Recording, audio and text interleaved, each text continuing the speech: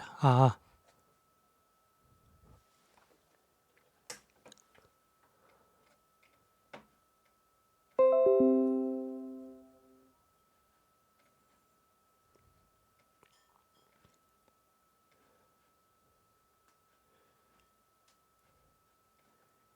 안녕하세요. 반갑습니다. 몽아, 반갑습니다. 환영합니다. 한 주 잘 보내셨나요, 여러분들? 반갑습니다. 자, 여러분들 또 뭐 하면서 제 방송을 보고 계신지 궁금하네요. 채팅 남겨주세요. 안녕하세요. 반갑습니다.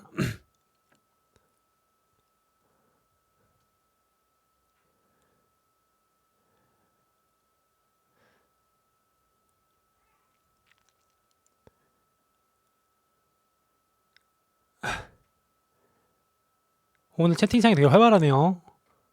환영합니다. 제 방송 뭐 하면서 보시는지 들으시는지 채팅 하나씩만 남겨주시면 저도 좀 참고하겠습니다. 궁금해가지고. 저는 이제 유튜브라는 걸 보통 머리 식힐 때 보는데 우리 구독자 여러분들 어떻게 보면 공부하려고 같이 보시는 것 같아가지고 저는 참 그게 신기하더라고요.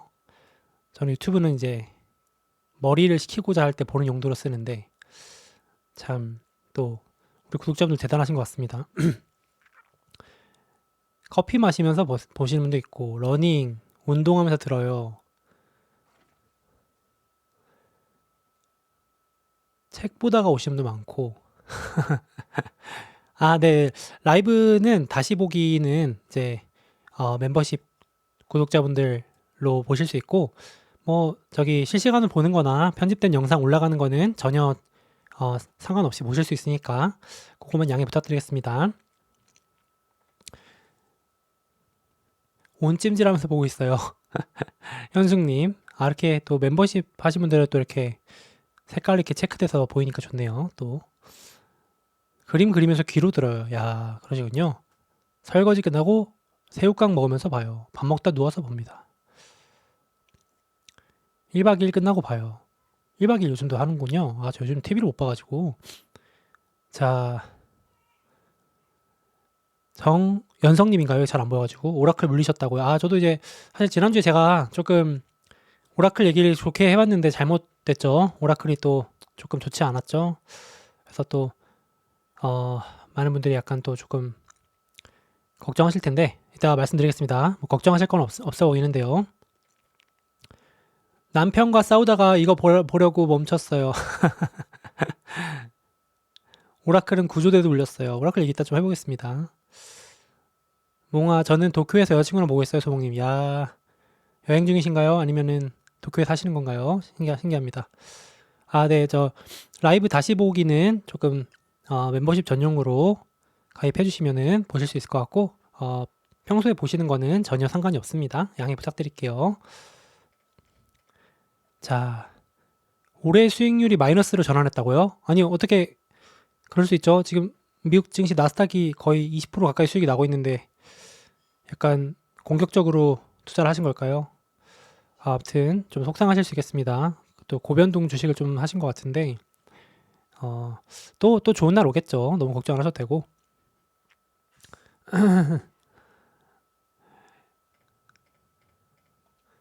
환영합니다. 근데 이렇게 라이브 지금 실시간으로 와 계신 분들은 사실 그 다시 보기 이런 거 뭐 크게 상관없지 않으신가요? 제가 봤을 때는 괜찮으신 것 같은데. 자, 일단 한번 또 시작해 보도록 하겠습니다.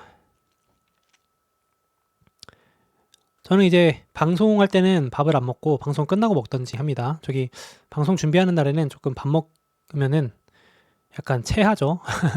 방송 준비하느라 정신이 없어가지고.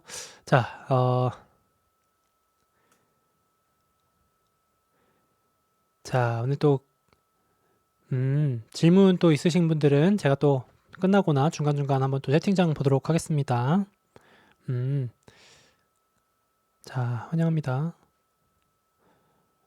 연성님 감사합니다. 또 이렇게, 그쵸. 그러니까 기술주가 좀 빠지고 제가 또 지난주에 말씀드렸던 또 다른 소비주, 뭐 여행주라든지 이런 것들은 좀 올라가지고 저도 포트폴리오에서 기술주는 빠지고 또 소비주가 약간 방어해주는 그런 한 주였습니다. 요즘 좀 흐름이 그렇죠?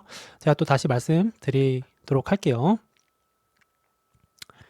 맞아요. 사실 결론부터 말씀드리면 이번 주에 빠졌던 거는 조금 억지스러운 움직임이 좀 있습니다. 그 다음 주에 미국 선물 옵션 동시 만기일이 있어가지고 보통 요때 12월에는 약간 요 시즌이 조금 그 증시를 억지로 약간 흐름을 만드는 부분도 있는데 이따 말씀드릴게요. 자, 다음 주 크리스마스 산타 복장 기대하겠습니다. 소몽이님. 산타 모자 한번 구해보도록 하겠습니다. 장이 좀 더 활활 타올라야 제가 기분 좋게 할 텐데 또 기술주 안 좋은데 막 혼자 산타 모자 쓰고 있으면은 다 싫어하시겠죠. 자, 일단은 그죠. 이제 또 분산 투자 제가 늘 강조하는 이유가 있고 집중 투자 하면은 공격적이고 좋은데 또 이렇게 크게 호되게 좀 당할 때가 있어가지고 개인 성향에 따라 다르겠지만 자 시작해 보도록 하겠습니다. 나이키도 경기 회복주죠. 그럼요. 엄청난 경기 회복주죠. 경기 민감주에 속해 있죠. 그죠? 소비가 살아나야지 나이키도 살아나니까. 다음 주에 실적 발표도 있죠. 자, 같이 얘기를 해보도록 하겠습니다. 자, 시작해 볼게요. 한 주 정리해 보도록 하겠습니다. 오늘 잠시만요. 세팅 좀 바꾸고요. 네. 채팅창이 보여야 되는데 오케이. 다 보입니다. 자, 한 주 정리해 보도록 하겠습니다. 자, 이번 한 주는 주 후반부가 좀 안 좋게 마감됐는데요. 그래서 걱정들도 많이 하시는데 오라클, 브로드컴발 어떻게 보면 쇼크가 일시적으로 왔고 과도한 우려일까 아니면 뭐 여기 조금 안 좋은 신호일까 뭐 채팅창 보니까 지금 꽉 잡아라 이러신 분도 있는데 얘기 좀 해보도록 하겠습니다. 자, 일단은 뭐 결론부터 제 생각부터 먼저 말씀드리고 시작을 할게요. 저는 일단은 과도한 우려로 생각이 됩니다. 좀 지나친 움직임이었다 이렇게 생각이 드는데 개인 의견이니까 참고만 해주면 될 것 같고 일단은 크게 우리가 봤을 때 나스닥이 막 빠지고 반도체가 좀 빠지니까 야 이거 증시 무너지나 보다 큰일 난 거 아니냐 하실 수 있는데 조금 더 크게 보시면요 다우 지수라든지 우리 다우 지수 들어보셨죠? 이렇게 경기 민감주 관련된 다우 지수라든지 뭐 다른 좀 더 소비 관련주라든지 이런 것들은 오히려 요즘 들고 계신 분들은 장이 좋네요 라고 느끼실 정도로 조금 다른 흐름을 보이고 있습니다. 그래서 이걸 어려운 말로 순환매라고도 하고 조금 이제 흐름이 왔다 갔다 하는데 최근에 좀 기술주가 쉬어가고 다른 쪽 분야가 좀 오른다 이 정도로 해석하셔도 큰 지장 없을 것 같습니다. 그러니까 결론은 너무 걱정하실 건 없는데 조금 반도체나 나스닥이나 좀 쉬어갈 수도 있다 이 정도 보시면 될 것 같아요. 폭락이라든지 급락이 추가로 막 이어지면서 장이 꼭지를 고 내려간다 이거까지는 좀 너무 과도한 해석이라고 저는 생각을 일단 하고 얘기를 드려보도록 하겠습니다.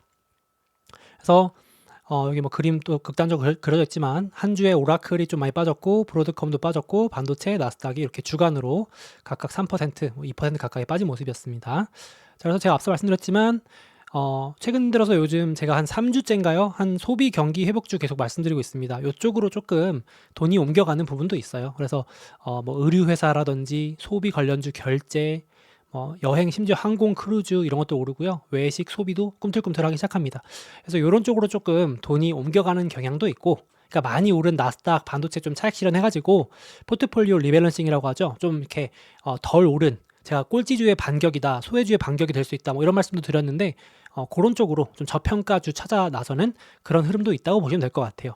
그리고 개인적으로는 약간 이건 기술적인 얘기인데 돌아오는 주에 이제 미국 선물 옵션 동시 만기일이라는 게 있습니다. 이게 3개월마다 돌아오는 소위 새해 마녀의 날이라는 게 있는데 미국 기준으로 다음 주 금요일이에요. 그래서 요걸 앞두고 이제 기관들도 치열하게 포지션 다툼을 합니다. 예를 들면은 한 가지만 짧게 말씀드리면 연말 마감까지 기관들이 이제 다우 지수 같은 걸 끌어올려가지고 올해 고객분들한테 내 수익률 자랑을 하기 위해서 경기 회복주를 더 끌어올린다든지 이제 나스닥 대비 다우 같은 게 끌어올리기 더 쉽거든요.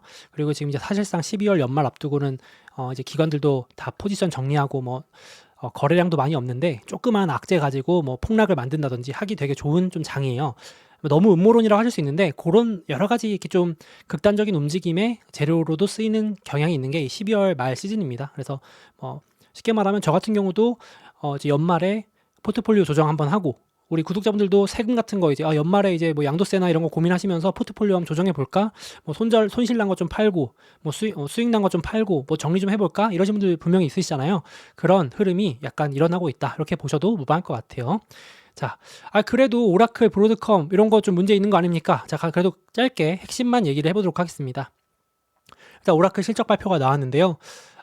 오라클은 그냥 하던 대로 했습니다. 공격적으로 투자를 하겠다. AI 시대에 선점하겠다 하면서 공격적인 투자 계획을 발표했는데 이제 시장은 이거 괜찮겠냐 하면서 또 이제 깐깐하게 우려를 또 이제 워낙 AI주에 대해서 기준도 높고 눈높이도 높고 또 그리고 수익화에 대한 요즘 우려도 있고 이런 여러 가지 우려도 있기 때문에 이제 좀 폭락을 하는 모습이었습니다. 그래서 제가 레포트 크게 가장 인상 깊었던 제목 2개 가져왔는데 이렇게 돼 있습니다. 오라클 방향성은 명확하나 속도가 아쉽다. 그러니까 당장 돈을 못 버니까 당장 계속 버는 돈 이상으로 빚내서 투자하니까 속도가 아쉽다. 요 제목도 재밌었는데 맛집도 웨이팅이 길면 화가 난다. 그러니까 어떤 느낌인지 아시겠죠? 아무리 뭐 미래가 유망하고 뭐 정말 맛있는 맛집에 찾아갔더라도 웨이팅이 뭐 3-4시간 되면 뭐 먹기가 싫어지겠죠. 그래도 이제 기다리시는 분은 기다리시겠지만 저 같으면 웨이팅 길면은 그냥 돌아올 것 같거든요. 그런 느낌입니다. 지금 오라클이 그런 상황이라고 보시면 될 것 같은데 투자자들이 우리 투자자분들이 우려가 크게 3가지고 오라클이 답변을 했음에도 이제 걱정이 더 커졌습니다. 자, 얘기 한번 해볼게요.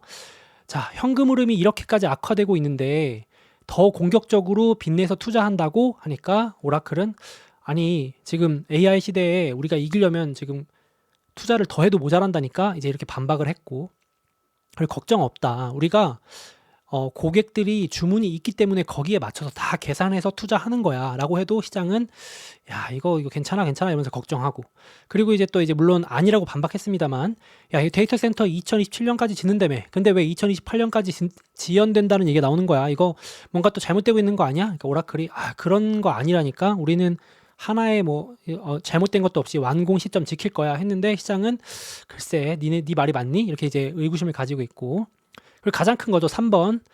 자, 주요 고객사 오픈 AI한테 돈 받을 수 있는 거 맞아? 요즘 오픈 AI 약간 구글한테 밀리는 것 같은데 그랬더니 오라클이 아이고 오픈 AI 아니더라도 고객 줄 섰어 이러면서 반박을 했지만 이제 시장은 3가지 다 해소가 안 된 느낌인 거죠. 그래서 이 그림을 보시면 이제 이거 오타가 있는데 이게 빚내서 수십조 원 때려박아서 공장을 열심히 데이터 센터 짓고 있는데 물건을 여기다가 납품하기로 돈 주기로 한 큰 손님 즉 오픈 AI가 나중에 돈 없다고 배째라고 하면 어떠지? 오라클 혼자 망하는 거 아닌가? 이런 이제 시장의 우려, 걱정. 그러니까 전반적으로 사실 오라클에 대한 걱정보다 사실 저는 솔직하게 오픈 AI에 대한 걱정이 반영된 상황이라고 보고 있습니다.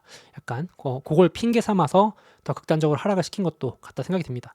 그리고 제가 지난주에 이제 조금 우리 구독자분들께 어떻게 보면 조금 죄송스러운 말씀인데 제가 지난주에 이 장표를 보여드리면서 오라클이 이제 실적 발표 앞두고 약간 그래도 한번 반등을 시도해보지 않겠냐.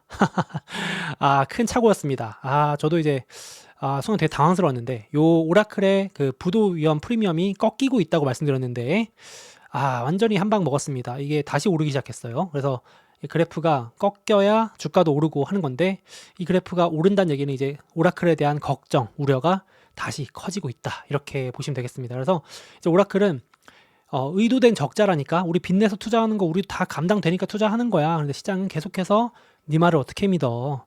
지금 투자 폭도 예상보다 너무 크고 적자도 예상보다 너무 크고 오픈 AI도 해결된 게 없잖아. 오픈 AI 자체도 지금 현금 흐름 흑자 전환이 2028년, 2029년 될까 말까 한다는데 너한테 돈을 줄 수 있겠니? 이러면서 시장은 계속해서 의구심을 가지는 모습입니다. 그러니까 조정 핑계고요. 단기간은 아무래도 조금 시장에서는 오라클에 대해서 좀 의구심을 계속 가질 수밖에 없겠습니다. 그래서 오픈 AI에 대한 의구심이 해소되거나 아니면 오라클의 다음 실적에서 뭔가를 보여주거나 해야 되니까 뭐 안타깝지만 뭐 저도 참 사실 좀 반등을 좀 시도해 볼 거라고도 기대를 해봤는데 실망스럽지만 조금 시간이 좀 더 걸릴 것 같다는 생각이 듭니다. 아쉽지만 그렇다고 뭐 망하거나 오라클이 위험에 처하거나 이거는 저는 개인적으로는 아니라고 생각합니다. 뭐 개인적인 생각이고요. 그리고 자 브로드컴도 있었습니다. 브로드컴도 뭐 실적 분석할 것도 없이 너무 좋았는데 여기도 있지만 호실적을 내고도 뭐 그냥 시장 빠질 때는 원래 장이 좋아도 시장 빠질 때는 뭐 아무런 호재도 안 먹힌다 그러잖아요. 그죠? 그래서 브로드컴이라는 반도체 회사가 본 적 없는 AI 수요 폭발입니다 하면서 실적도 잘 냈는데 이제 갑자기 이제 그 어닝콜에서 CEO가 내년에 근데 마진이 조금 낮아질 수도 있고, 그리고 뭐 내년도 전망이 어떻게 될지 확실하지 않다. 이러니까 바로 이제 그냥 덩달아 불확실성 핑계를 대면서 또 빼는 모습이었습니다. 근데 제가 올해 그래프 보여드렸지만 오른쪽도 보시면 브로드컴 지금 뭐 폭락했다고 하시는데 올해 수익률 55%입니다. 무려. S&P 500 대비 뭐 거의 3배를 넘는 초과 수익을 내고 있습니다. 그러니까 이렇게 꿈틀꿈틀하면서 심지어 우상향 이어가고 있죠. 그래서 전혀 걱정할 이슈는 아닌 것 같고 그냥 조정 핑계였다. 이렇게 좀 생각이 개인적으로 듭니다. 전혀 이상이 없어 보입니다. 특히나 브로드컴 같은 경우는 오히려 지금 구글의 자체 반도체도 뭐 탄탄하게 잘 가고 있고, 물론 이제 오픈 AI의 매출이 불확실하다 이러면서 핑계를 대긴 했는데, 어쨌든 이 기업 자체 전혀 뭐 이상한 조짐이 보이지 않는다 이렇게 생각이 듭니다. 조금 쉬었다 갈 수 있을지언정 불안해하실 건 아닌 것 같습니다. 그리고 이제 이렇게 투심이 안 좋으니까 일부러 악재 같은 걸 더 부추기는 겁니다. 이런 것도 막 갑자기 이런 기사가 나왔는데 제가 한번 소개해드렸던 기업이 있어요. 수상한 AI 회사가 있다 그러면서 전직 에너지부 장관이 설립한 AI 데이터 센터 페르미, 이거 정확히는 퍼미라고 하는지 제가 정확한 영문 발음 모르겠는데 티커가 FRMI라고 해서 매출이 하나도 없는데 상장돼서 거래되는 AI 인프라 데이터 센터 리츠 회사가 있다고 그랬는데 갑자기 이제 악재를 몰아주기 위해서 이런 기사가 나오는 겁니다. 첫 고객, 여기 데이터 센터 리츠니까 여기에 들어오겠다는 고객이 있어야 돈을 벌 거 아니에요. 공사비를 주기로 한 첫 임차인이 계약을 해지했다는 소식이 나오면서 안 그래도 이제 상장하고 주가가 흘러내리고 있었는데 하루 만인가요? 이틀 며칠 만에 주가가 거기서 33% 빼버립니다. 야, 그러니까 이제 완전 막 이제 AI 인프라 투심이 얼마나 이렇게 안 좋게 순간적으로 무너졌는지 보여주는 하나의 사례가 아니었나 싶은데 이 회사 입장에서는 그래도 이상 없다. 지금 줄 서 있는 고객 많다 했음에도 전혀 주가는 회복하지 못하고 마감했습니다. 그 정도로 조금 AI 주식들 조금 차익 실현 매물이 많이 나왔었다 이렇게 보시면 될 것 같고요. 일시적인 조금 악재 부각 장세였다 보시면 될 것 같습니다. 그래서 제가 계속 말씀드리는데 그냥 약간 이렇게 도매로 묶여가지고 오픈 AI 연합주로 묶여서 조금 같이 빠지는 부분도 분명히 있습니다. 그러니까 지금 이제 확실히 구글이 좋다. 그러면 오픈 AI의 독주가 쉽지 않다. 그러면 오픈 AI한테 돈 받아야 될 회사들은 괜찮느냐? 계속 이 의구심인 것 같아요. 이번 주에도 오픈 AI 샘 알트먼이 구글 별거 없던데 우리 금방 회복하겠는데 라고 말했음에도 여전히 시장은 그래 그건 아직 모르겠는데 라고 이제 하는 모습입니다. 그래서 오픈 AI한테 같이 묶여있는 소프트뱅크라든지 ARM이라든지 브로드컴, 원전 오클로, 오라클 이런 게 다 스타게이트 테마주거든요. 연합주거든요. 그래서 거기에 많이 좀 더 빠진 것도 좀 있습니다. 그러니까 시장이 약간 이쪽에 조금 악재 부각시키면서 빼는 건데 저는 크게 걱정은 안 해도 된다고 일단은 보고 있습니다. 근데 오죽 이제 투심이 안 좋아지니까 이런 것도 얘기가 나옵니다.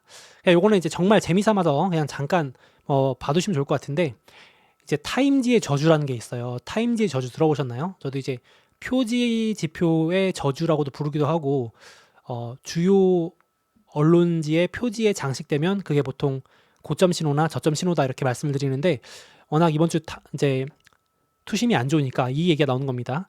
자, 올해의 타임지의 올해 인물로 선정된 인물들이 이 인물들입니다. 이제 AI의 설계자들이 뽑힌 거예요. 그래서 다 있습니다. 메타, AMD, 테슬라, 엔비디아, 오픈 AI, 알파벳, 엔트로픽 등등 AI 주요 인물들이 올해 인물로 선정됐는데 어떤 분이 이제 여기다가 댓글에다가 AI 버블이 드디어 끝나는구나. 이게 이제 무슨 말이냐면은 제 의견이 아니라 보통 이제 표지에 선정되면은 그때가 이제 어떤 그 이슈가 고점을 치는 시그널이다. 이렇게 이제 많이들 해석을 하시거든요. 그래서 AI 고점 쳤다는 말이 아니라 이제 하도 투자 심리가 안 좋으니까 이런 얘기까지 나오는 겁니다. 좀 실제로 타임지에 1999년에 올해의 인물로 선정됐던 게 그 아마존, 그 당시 전자상거래 혁명으로 꼽혔는데 그로부터 이제 아마존이 95%가 빠지는 엄청난 일이 있었죠. 그래서 이거는 제가 기분 나쁘라고 드릴 말씀이 아니라 그냥 이 정도로 심리가 안 좋으니까 막 이런 얘기까지 나온다였고 AI 버블이 꺼진다 이거는 조금 버블도 안 왔는데 버블이 꺼지기는 조금 너무 억울한 상황인 것 같고요. 아무튼 이런 일이 있었다 볼 수 있을 것 같고 그리고 이제 강세론자 톰리조차도 제가 오랜만에 인터뷰 이제 영상을 좀 봤는데 이렇게 약간 좀 쿨다운, 톤다운 뭐라 그럴까요? 좀 톤다운이라고 하죠. 톤다운 시키는 좀 멘트를 했습니다. 연말까지 최소 내년 초까지는 AI주들은 조금 쉬었다 갈 수도 있을 것 같다. 돌려 말한 것 같아요. 약간 이렇게 말했습니다. 자, AI주는 올해 거둔 막대한 수익을 확정짓기 위한 수요와 함께, 그러니까 뭐 어렵게 말했는데 그냥 올해 돈 번 거 차익 실현하기 위해서 확정. 그러니까 올해 뭐 엔비디아나 팔란티어나 AI 인프라주로 뭐 수십 퍼센트 혹은 수백 퍼센트 돈 벌었다. 그럼 당연히 연말 되니까 이제 수익을 확정 짓고 싶은, 즉 팔고 싶은 수요도 있을 거 아니에요. 그런 매물이 계속 나오기 때문에 내년 초까지는 소화의 시간이 필요하다. 즉 좀 기간 조정이든 좀 쉬었다 갈 시간이 필요하다. 이렇게 약간 톰리도 조금 톤다운을 하는 모습이 보였습니다. 그리고 인터뷰 얘기 나온 김에 내년이 이제 중간선거해입니다. 내년이 정말 중요한 이벤트들이 많고 중간선거해뿐만 아니라 다양한 이벤트들이 되게 많은데 올해보다 훨씬 많은데, 그래서 내년에는 올해보다 훨씬 좀 더 쉽지 않은 해다. 2025년이 수익률이 20% 정도라고 예상한다면 26년은 그의 절반인 10% 정도 예상되고 훨씬 더 변동성이 크고 거의 약세장에 준하는 큰 하락폭이 한 번쯤은 올 수 있다. 이렇게 얘기를 했는데 이제 그럼에도 불구하고 연준도 이제 금리 인하 가시화될 거고 경제 회복, 그다음에 감세안이 이제 본격적으로 적용되는 게 내년 1월 1일부터고 M&A 인수합병이나 IPO 붐 덕분에 자산 강세를 전망한다. 자, 그러면서 이렇게 금융이나 산업이나 중소형을 추천했는데 요 말이 즉 요거 합치면 다우지수 얘기입니다. 그러니까 경기 회복주에 좀 더 비중을 둬라 이렇게 좀 베팅을 했고, AI가 꼭 쉰다고 해서 숏배팅 하지 마라 이렇게까지 얘기했는데 무슨 말이냐면은 엔비디아, 뭐 팔란티어 혹은 빅테크가 조금 쉬어간다고 해서 야 그러면 이제 고점이다 나스닥 숏 3배 인버스 뭐 이런 거 하면 큰일 나는 게, 경기 회복주들이 받쳐주면서 증시는 오히려 올라가거나 양호한 모습을 보일 수도 있기 때문에 함부로 또 괜히 미국 경기에 반하는 행동을 했다가 후회할 수 있다 이런 얘기도 했었습니다. 저도 이제 고민을 했던 부분이 빅테크나 AI가 조금 뭐 쉬어가면은 조정 좀 받으면 혹시 반도체 같은 게 조금 쉬었다 가면 증시가 좀 빠질까 했는데 상당히 이제 오히려 다우 지수나 혹은 경기 소외주들이 좀 치고 올라오면서 증시를 받쳐주는 느낌이 좀 들긴 합니다. 좀 더 지켜보긴 해야겠지만 아무튼 이래서 조금 증시 색깔이 약간 바뀌고 있다 이 정도 보시면 될 것 같은데, 저도 AI주 조금 쉬었다 갈 수 있다라는 거엔 동의를 합니다. 더 폭락한다 이런 개념보다는. 그래서 아니 AI주가 뭐가 올랐어요 하실 수 있는데, 제가 오랜만에 이제 AI 인프라 맵 이거 이제 연초에 만들어 놓고 공유드렸던 맵인데 연말 다 됐으니까 한번 보자면 이거 그냥 단순 평균 에서 단순히 그냥 AI 인프라 유망주들 모아놓은 건데 올해 47% 정도 됩니다. 그러니까 나스닥이 20%니까 2배 이상 수익이 나고 있잖아요. 그러니까 AI 인프라주들 대부분 수익률이 좋았기 때문에 이제 연말 돼서 수익을 확정짓고자 하는 수요가 아무래도 높아질 수 있다는 거죠. 반도체, 데이터 센터, 거의 지금 마이너스 난 종목이 거의 한 40개 중에 한 두세 개 손에 꼽을 정도니까 이렇게 3배 간 종목도 있고 대부분 두 자릿수로 마감을 합니다. 당연히 빠진 것도 있겠지만요. 그래서 톰리도 AI 이제 주식들이 많이 올랐으니 차익 실현 매물이 연말까지 좀 나올 것 같다. 이런 얘기를 하고 있는 것 같고요. 개인적으로 저도 지금 조금 기존에 잘 나갔던 주도주 있잖아요. AI주들이라든지 좀 유동성주들이 조금 쉬어가고 있는 장세고 좀 부진하죠. 생각보다 노잼이 돼버렸고 약간 증시가 이제 시선을 내년으로 돌려서 내년이 중간 선거도 있고 트럼프의 관심사도 이제 좀 오직 선거 승리로 돌아섰기 때문에 당연히 이쪽 AI 뭐 이런 쪽도 좋지만 조금 더 시장이 이제 조금 더 내년에 주목할 만한 이쪽 경기 부양 회복, 소비 회복 이쪽으로 조금 또 눈을 돌리고 있는 것도 있다 보시면 될 것 같아요. 그래서 포트폴리오 개인적으로는 좀 분산도 추천드리고 리밸런싱이나 이런 것도 한번 고려해 보시면 나쁘지 않을 것 같습니다. 그러니까 AI주 내가 포트폴리오 몰빵이다 나쁜 건 아닌데 조금 내년엔 조금 색깔이 좀 달라질 수도 있다 이렇게 보실 수도 있을 것 같아요. 자, 그럼에도 불구하고 AI 내년에도 저는 개인적으로 좋게 보고 있습니다. 자, 여기 보시면 트럼프가 AI를 포기할 수가 없는 상황입니다. 여기 보시면요. 이번 주에도 트럼프가 아주 중요한 행정명령에 서명을 하면서 이제 발언을 한 것들을 제가 요약을 해왔습니다. 이렇게까지 말을 해요. 자, AI 승자는 단 한 명만 나올 거랍니다. 국가 단위 기준으로 봤을 때. 그러니까 중국하고 미국이라고 언급을 직접적으로 트럼프가 했는데 중국하고 미국 중에 하나만 살아남는데 중국한테 질 수는 없다. 그렇기 때문에 올인해야 된다라고 얘기를 했고 그동안 이제 미국엔 주가 50개 이렇게 있잖아요. 그러니까 50개 주에서 각각 허가받고 이렇게 하다가 세월 다 간다. 그래서 트럼프는 계속해서 속도가 안보다, 속도가 답이다라고 얘기하는 사람이거든요. 무조건 다 풀어줘야 된다. 속도전이다. 그래서 50개 주 각기 다른 AI 규제로는 AI 선두를 유지할 수 없다. 중국 견제한다는 얘기고요. 1990년대에 인터넷이 등장했을 때 미국이 다행히 규제를 빨리 풀었고 덕분에 미국이 급성장했다라고 강조를 했고요. 이제 미국이 급성장할 수 있었던 두 개가 있는데 기술 혁명과 셰일 혁명 덕분이었다. 다 규제를 푼 덕분이었다. 그리고 그래서 자기도 규제를 푼다고 얘기했고 이런 얘기도 있습니다. AI 승자가 곧 가치관을 지배할 것인데 중국 공산당이 이 세계의 가치관을 지배하게 둘 수는 없다. 그러니까 이제 엄청 또 명분도 있는 거죠. 중국 견제를 위해서. 그래서 향후 경제, 미국 경제의 매우 큰 부분이 성장의 매우 큰 부분이 AI가 될 것이다. 그러니까 트럼프가 선거에 눈을 돌린다고 해서 그럼 AI 포기하냐? 그거는 너무 극단적인 얘기 같습니다. 내년에도 2026년에도 계속해서 기술 안보 패권에 중점을 두고 있기 때문에 당연히 선거 승리도 해야 되지만 선거 승리 안에 중국 견제라는 키워드도 포함되어 있기 때문에 AI도 계속 밀어준다라고 보시면 될 것 같아요. 그래서 투트랙이라는 거지 AI주를 안 좋게 본다 이런 말씀 드리고자 하는 거 아닙니다. 여태까지는 AI주 독주였다면 내년에는 조금 더 다른 분야도 관심을 갖자 이 정도로 보시면 될 것 같아요. 분산 좀 더 해주면 좋을 것 같아요. 자, 그래서 대표적인 예로 무슨 말인지 모르겠다 예시를 좀 알려달라 그래서 이번 주에 중요한 두 가지 예시를 발표했습니다. 자, 이거 좀 약간 별표를 쳐놓고 싶은데요. 미국 국방부가 처음으로 이제 AI를 실전에 배치했다고 발표했어요. 여태까지도 AI 한 거 아니에요? 그 국방부 클라우드 이런 거 AI 많이 하던데요? 아닙니다. 이제 뭐 하냐면요. 여태까지는 단순히 데이터 센터에 저장한다든지 행정 업무를 맡겼다면 이제는 구글 제미나이, 제미나이 이제 정부 전용 AI로 세팅을 해가지고 이제는 진짜로 전쟁을 할 때 필요한 전략을 분석한다든지 실전 데이터 처리하는 고등급 군사 보안도 구글이 볼 수 있게 이제 딱 이렇게 처리할 수 있게끔 처음으로 열어준 겁니다.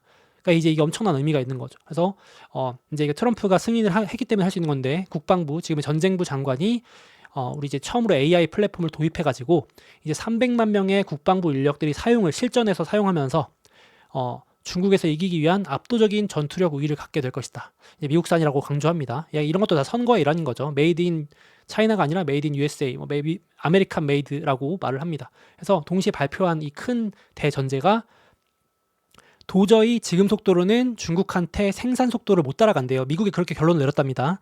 그러니까 무기를 만들고 전투기 만들고 배 이런 거 전쟁 무기를 만들어야 되는데 도저히 물량 공세로는 이 지금의 속도에서는 중국을 이길 수가 없으니까 우리가 할 수 있는 건 소프트웨어다. AI를 빨리 도입해서 생산 속도를 늘릴 방법을 찾자. 그래가지고 이제 상업용 AI 즉 구글 제미나이나 뒤에 말씀드린 팔란티어라든지 지금 이제 또 그리고 머스크가 만든 XAI의 그록이라든지 다른 여러 가지 지금 기업들도 다 들어올 거라고 얘기했습니다. 구글만 밀어주는 거 아닙니다. 경쟁시킨다고 했어요. 그래서 대표적으로 구글을 먼저 도입해서 발표한 거고 이 AI로 속도전을 높일 수 있다. 그래가지고 지금 트럼프 행정부에서도 밀어주는 모습을 보이고 있습니다. 자, 이렇게까지 하는데 AI가 끝났다, 버블이 무너진다 하기에는 좀 너무 과도한 우려가 아닐까 좀 생각이 듭니다. 자, 그리고 다음 예로 또 한 가지 더 있습니다.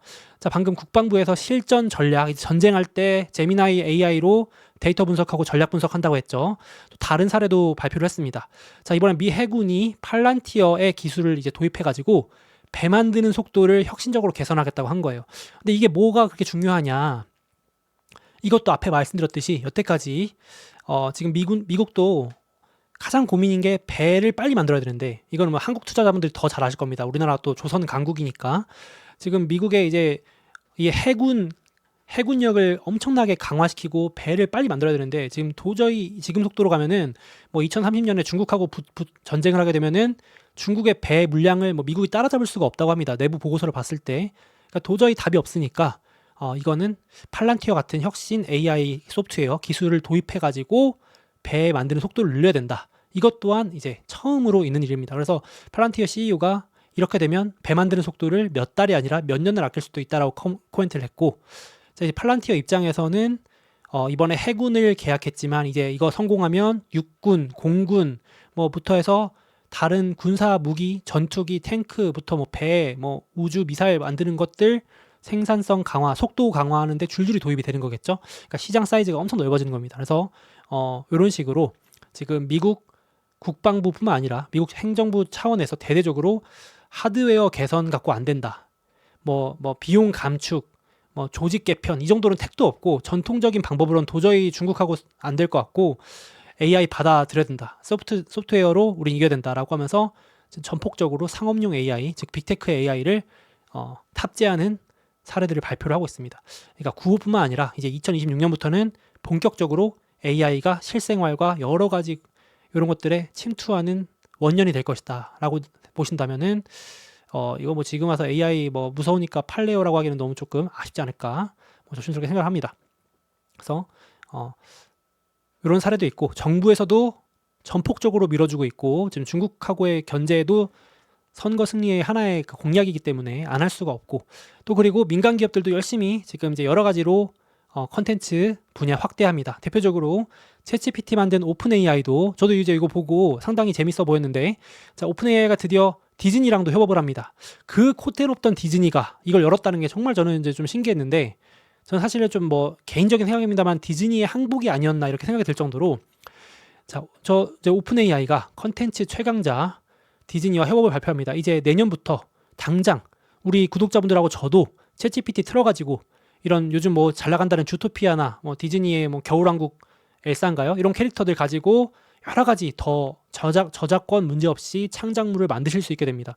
야, 이거 엄청난 그 혁신 아닌가요? 진짜 생태계 개방 아닌가요? 여태까지는 저도 뭐 썸네일에 디즈니 캐릭터 쓰면 바로 저작권 걸려가지고 썸네일 못 쓰게 하고 뭐 그랬거든요. 디즈니가 그 썸네일 디즈니가 저작권에 진짜 엄청나잖아요. 그래서 그 우스갯소리 있잖아요. 이제 무인도에서 구조신을 보낼 때 할 수 있는 방법은 그 디즈니 캐릭터를 그려놓으면은 디즈니가 와서 잡아간다고 그 무인도에서 구출할 수 있는 유일한 방법이라고까지 할 정도로 그 디즈니 저작권에 엄청나게 그 진심인 게 디즈니인데 오픈 AI한테 완전 열어준 거. 야, 이게 진짜 엄청나긴 합니다. 그래서 디즈니도 오픈 AI한테 투자하고 오픈 AI 앱에서 이제 디즈니 캐릭터 이렇게 여러 가지 쓸 수 있고요. 저도 내년에 1월 1일 되면 이제 풀리면 한번 해보려고 합니다. 이제 뭐 몽키가 주토피아랑 같이 이렇게 놀고 있는 거, 뭐 겨울왕국의 엘사랑 같이 하고 있는 거, 뭐 이렇게 놀고 있는 거, 뭐 이런 것들 한번 그려보려고 합니다. 영상도 만드실 수 있대요. 그 디즈니 전 직원한테 챗GPT 보급해서 이제는 디즈니가 컨텐츠 제작할 때 대놓고 그냥 오픈 AI 기술을 쓴다고 합니다. 이제 우리가 보는 수많은 뭐 이미 하고 있을지 모르겠지만 디즈니 그런 영화나 애니메이션이나 컨텐츠들이 이제 기본적으로 다 그냥 AI가 만들어주는 그런 시대가 이미 뭐 왔겠죠. 더 이제 극대화되는 것 같습니다. 그래서 저작권에 그냥 지키기 폐쇄 모드로 갔던 디즈니를 열게 만든 오픈 AI다. 생태계가 많이 변했다. 이렇게 보이고 이제 일반 대중에게 2026년에 공개 예정이고 전 그래서 2026년은 AI가 이제 실생활로 본격적으로 들어오는 원년이 될 것이고 그래서 주식 투자 관점에서는 여태까지는 2025년까지는 약간 소수 종목의 독주였다면 2026년에는 우리가 온기가 확산되면서 투자할 종목이 상당히 많아질 것 같다. 생산성 혁신이 여러 분야, 우리 눈에 띄게 AI랑 관련 없어 보이는 분야까지도 들어올 거기 때문에 오히려 소외주나 피해주나 우리 여러분들하고 저하고 관심이 없는 분야까지도 한번 온기가 확산될 수 있기 때문에 투자할 종목도 많아지고 괜찮을 것 같다. 이렇게 또 생각을 하고 있습니다. 그리고 또 어도비 같은 경우도 이번에 실적 발표를 했고 뭐 나쁘지 않았는데 여전히 시장은 약간 뭐 그다지 이렇게 노잼주에 들어가긴 했습니다만 이번에 어도비도 이제 전면적으로 디즈니랑 똑같습니다.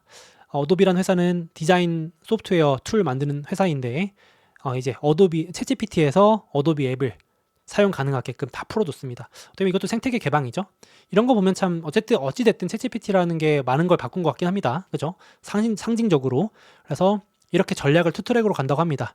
자, 전문가는 어도비 앱에서 쓰고 막 포토샵, 일러스트레이션, 저도 뭐 프리미어 이런 거 영상 편집, 디자인 편집 이런 좀 전문적인 스킬은 아무래도 이런 전문 앱을 써야 되는데 우리 대중들은 이렇게까지 필요 없는 게 많잖아요. 디자인이 굳이 해야 되는 게 아니고 그냥 뭐 내 얼굴 사진을 어디에 뭐 이렇게 좀 꾸며보고 싶어 이런 간단한 니즈 같은 것들은 굳이 어도비 앱이 필요가 없는데 이런 것들은 챗GPT에서 그냥 어도비 앱을 써서 할 수 있게끔 하겠다 해서 대중들에게 오히려 뿌릴 수 있기 때문에 8억 명 정도 챗GPT 유저가 있고 뭐 10억 명 넘어갈 것 같은데 이 잠재 고객 확장 측면에서 어도비는 이제 시장 생태계 개방을 선택했다 보시면 되겠습니다. 그래서 뭐 어도비가 좋다기보다 이런 식으로 지금 실생활로 AI 관련 혁신이나 생산성 향상이 넘어오고 있기 때문에 저는 각 그 다른 분야 기업들로도 온기 확산될 거라고 보고 있습니다. 그래서 좋게 보고 있고 AI 일부 소수의 장세였다면 상당히 또 다른 주식들도 좀 좋아질 것 같다 이렇게 보여지고 그래서 한 주 정리해봤는데 오라클과 브로드컴 때문에 일시적으로 조금 뭐 조정 핑계 나왔지만 별로 걱정할 거리는 아니고 오히려 같이 덩달아 빠진 다른 주식들한테는 좋은 기회가 될 것 같다라고 생각이 듭니다. 자, 그래서 조금 뭐 한 최근 한 달 정도 많이 빠져있던 꼴찌주들로 조금 돈이 옮겨가는 흐름이긴 한데 그렇다고 해서 뭐 AI주나 반도체가 뭐 끝났다 이렇게 보는 건 조금 오바 같다 이렇게 좀 지나치다 이렇게 해석해 보고요. 그렇게 보시는 분들은 조금 더 빠진다면은 지금 그때 많이 뭐 지수 기준으로는 많이 빠진 게 거의 없어서요. 조금 더 뭐 빠진다면은 분할 매수 들어가는 것도 나쁘지 않겠죠.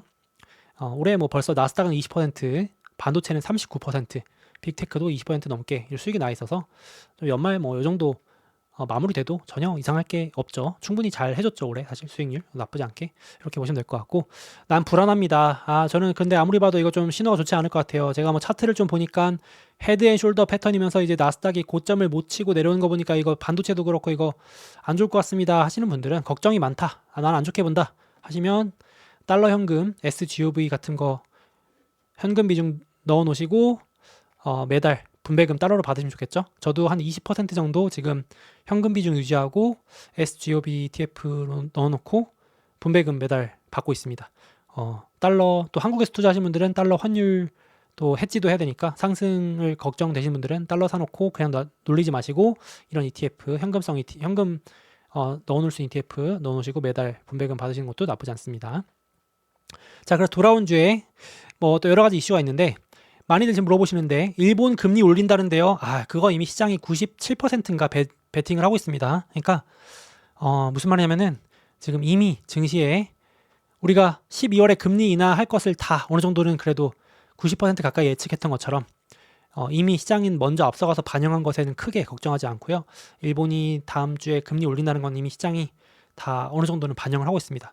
오히려 일본이 진짜 금리를 올리면 불확실 해소로 오히려 시장 금리가 내려갈 수 있을 정도로 이미 많이 반영을 해놨고요. 내년 6월인가 7월에 금리 한 번 더 올리는 것까지도 반영을 해놨어요. 일본 금리가 내년 1회 인상까지 반영을 하고 있습니다. 그래서 제가 뭐 이걸 쉽게 아무렇지 않다라는 게 아니라 시장이 걱정하고 있는 건 알고 있는데 그렇게 막 충격을 주면서 폭락을 만들 것 같은 요인까지는 아니다. 이렇게 조심스럽게 말씀드리겠습니다. 그리고 실업률 발표하고 연준 의장이 이제 고용 위험하다 걱정된다라고 했는데 뭐 요거에 따라서 조금 시장이 영향받을 수 있을 것 같고 그리고 물가 발표 있는데 뭐 크게 걱정 안 해도 될 것 같습니다. 어차피 지금 시장은 이제 내년 1분기까지는 물가가 조금 오르다가 내려가는 것으로 예측을 하기 때문에 크게 영향은 없어 보이고 내년 다음 주에 마이크론 요즘 반도체 실적에 관심들 많으시기 때문에 메모리 반도체 요즘 워낙 가장 뜨거운 메모리 반도체가 요즘 대장이잖아요 거의 요즘에 뭐 하이닉스, 삼전, 마이크론부터 해서 스토리지, 저장 장치 관련 기업들, 뭐 시게이트, 웨스턴 디지털, 샌디스크 뭐 이런 기업들 지금 엄청 뜨거운데 또 마이크론 실적에 따라서 영향을 받을 수 있겠고 그리고 목요일은 나이키, 페덱스 같은 회사들이 또 경기 관련주입니다. 제가 뒤에서 다시 말씀드릴게요. 이거는 나이키는 경기 회복주, 페덱스는 물류 회복, 운송, 글로벌 항공 운송 회복주여가지고 또 요거에 따라서 경기 회복주 또 영향을 받을 수 있겠습니다. 그 정도 보시면 될 것 같고요. 앞에서 말씀드렸지만 금요일날 미국 선물옵션 동시 만기일 게다가 12월 이제 연말 기관들도 포트폴리오 정리하고 리밸런싱하는 기간이어가지고 조금 변동성은 많이 커질 수 있고 하지만 뭐 걱정할 건 없어 보이고 금요일날 끝나고 자 12월 19일 장 마감하고 나서 지수가 정기 리밸런싱이라는 걸 합니다. 우리 개인들도 기관들도 포트폴리오를 정리하듯이 연말 되면은 나스닥 100 지수도 1년에 한 번씩 정기적으로 리밸런싱을 합니다. 이거 발표됐는데요. 이제 정리해놨으니까 참고하시면 되는데 특이사항은 제가 앞서 말씀드렸던 요즘 핫한 이 메모리 쪽 저장 장치 쪽 있잖아요. 요즘 가장 핫한 또 분야 시게이트, 웨스턴 디지털, 샌디스크 샌디스크 아니고 시게이트, 웨스턴 디지털이 나스닥 100 지수에 들어가고 우리 구독자 여러분들이 많이 관심 가지시는 나스닥 100 지수 ETF, QQQ 이런 거 저도 투자하고 있는데 QQQ나 QQQM이나 뭐 또 똑같은 거죠. 이런 것들에 이제 편입이 된다 보시면 될 것 같고요. 샌디스크라는 회사는 S&P 500에 수시 편입된 것도 있습니다. 그래서 요즘 워낙 이쪽이 핫하다 보니까 지수에 편입됐다 보시면 될 것 같아요. 그래서 나스닥 100지수 여기 참고하시고 반도체 ETF 뭐 좀 더 빠진다 그러면은 분할 매수 하셔도 무방할 것 같습니다. 모아가기에 좋은 ETF니까 이거 보시면 될 것 같고, 제가 이제 다음 영상에서 말씀드릴 건데 내년에 이제 선거 앞두고 뭐 경기 부양 좀 더 시킬 것 같고 경제 회복 사이클 진입이고 증시 이제 좀 저평가된 경기 관련주들이 오를 것 같다 하시면 조금 더 다우 쪽에 비중을 실는 것도 나쁘지 않는데 제가 이건 또 다시 말씀을 드리도록 하겠습니다. 한주 정리해봤습니다. 그래서 저기 12월 말에 미국 주식 또 상반기 특강 이제 오픈 예정입니다. 제가 다시 말씀드리도록 할게요. 열심히 준비하고 있으니까 제가 아주 내년 중요한 이벤트들 진짜 많은데 싹 다 정리해가지고 미리 대비할 수 있도록 준비를 해서 말씀드리도록 하겠습니다. 자, 넘어가도록 할게요. 자, 다음으로 넘어가서 자, 간만에 여태까지는 트럼프랑 파월 연준 의장이랑 약간 의견이 맨날 다르고 싸웠는데 간만에 의견이 일치하는 구간에 왔어요, 우리가. 자, 뭔지 한번 얘기를 해보겠습니다. 그래서 트럼프와 연준 의장, 그리고 연준 의장뿐만 아니라 연준 전체가 점도표라는 걸 통해서 동시에 제시해준 전망이 일치합니다. 세계 경제 대통령 연준 의장과 세계 어떻게 보면 대통령 1황, 영향력 가장 큰 인물인 미국 대통령의 전망과 의지가 일치한다면 한번 관심을 가져봐도 되니까 요거 가지고 투자 아이디어 좀 뽑아보도록 하겠습니다. 자, 이제 FOMC 12월 FOMC 했는데요. 제가 아주 짧게 요약해 보도록 하겠습니다. 한마디로 경기 회복 자신감 있다. 이렇게 일단 전망을 했습니다. 연준 입장에서는 2026년 최소 상반기, 더 짧게는 1분기 경기 회복 괜찮을 것 같다. 이렇게 전망을 했어요. 그래서 고용이 부진하긴 하지만 AI 덕분에 생산성이 늘어나서 경제가 성장할 것 같고, 물가는 1분기 피크 찍고 내려갈 것 같고, 그리고 충격이 오더라도 충격을 막기 위한 자금은 내가 언제든지 투입할 수 있게 해놓겠다가 이번 12월 FOMC의 요약입니다. 자, 이렇게만 된다면 최고의 상황이죠. 일명 골디락스 장세입니다. 물가는 잡히고 경제는 오르면서 혹시 모를 충격에 대비해서 비상금도 마련해 주겠다가 연준의 발언 요약입니다. 자, 점도표로 보셔도 내년에 연준의 경제 전망은 많이 올라갔어요. 1.8% 경제 성장률을 전망했던 연준이 2.3까지 무려 0.5%포인트를 올려버립니다. 장기 전망도 올려버려요. 그리고 물가는 내려간다고 해줬습니다. 야, 이렇게 된다면 물론 연준의 전망은 손바닥 뒤집듯이 뒤집히지만 그래도 적어도 지금은 이대로만 간다면 정말 골디락스입니다. 그래서 2023년, 2024년, 2025년 챗GPT 관련 AI 독주 사이클이었다면 이대로 가면 경기 관련주들까지도 온기가 확산될 수 있다가 이제 포인트가 되겠습니다. 그래서 제가 이제 최근 들어서 경기 관련주, 꼴찌주, 소외주 좀 언급을 많이 드리고 있는데 이게 이제 지난주에 한번 보여드렸던 장표예요. 22년 10월부터 챗GPT가 오픈되면서 AI가 독주를 했고 관련주들만 엄청나게 달렸고 사실상 나머지는 박살나는 K자 형태의 증시가 이어졌습니다. 미국 증시도 좋아 보이는 것 같지만 사실은 빼놓고 보면 빅7과 일부 반도체 AI 인프라주들이 올랐지 경기주나 소비주는 진짜 역으로 마이너스 3년 동안 빠진 것도 있고요. 2년, 4년 제자리인 것도 많았습니다. 근데 이제 이렇게 정말 된다면 경기 관련주나 그러니까 지금 쉽게 말해서 우리 구독자 여러분들이 별로 투자하고 싶지 않은 재미없어 보이는 주식들이 내년에 좋을 수 있다는 얘기를 하는 겁니다. 그래서 일부 분산이나 포트폴리오 배분도 한번 고민해 보셨으면 좋겠는데 제가 말씀드리지만 이렇다고 AI가 빠지는 게 아닙니다. 같이 이제 온기 확산이라는 거는 온기가 퍼진다는 얘기잖아요. 그러니까 같이 좋을 것인데 자, 일단 트럼프 입장에서도 내년에 경제 부양이 당연히 우선순위로 올라갈 수밖에 없는 게 자, 이번 주에 펜실베니아에서 본격 중간선거 대비 선거 유세 투어 시작했습니다. 자, 그래서 제가 선거 유세에서 핵심 내용 가져왔거든요. 이제 앞으로 이 내용만 계속 이제 지겹게 들으실 텐데 자, 이번 트럼프 대통령의 이 선거 이 키워드 구호는 affordability라는 거래요. affordability. 이게 한국에는 정확히 이런 단어가 없는데 이게 합성어거든요. 그러니까 이게 말 그대로 살림살이 나아지게 하겠다. 이 내용이래요. 살림살이 나아지게 하겠다. 이게 이제 선거 구호입니다. 이번 트럼프의 목표. 그래서 물가는 무조건 잡아야 되고 지갑은 두둑하게 지갑은 두둑하게 해주는 것이 이제 이번 선거의 필승 요소입니다. 자, 그래서 이렇게 세 가지를 강조했어요. 앞으로 이 세 가지만 계속 얘기할 겁니다.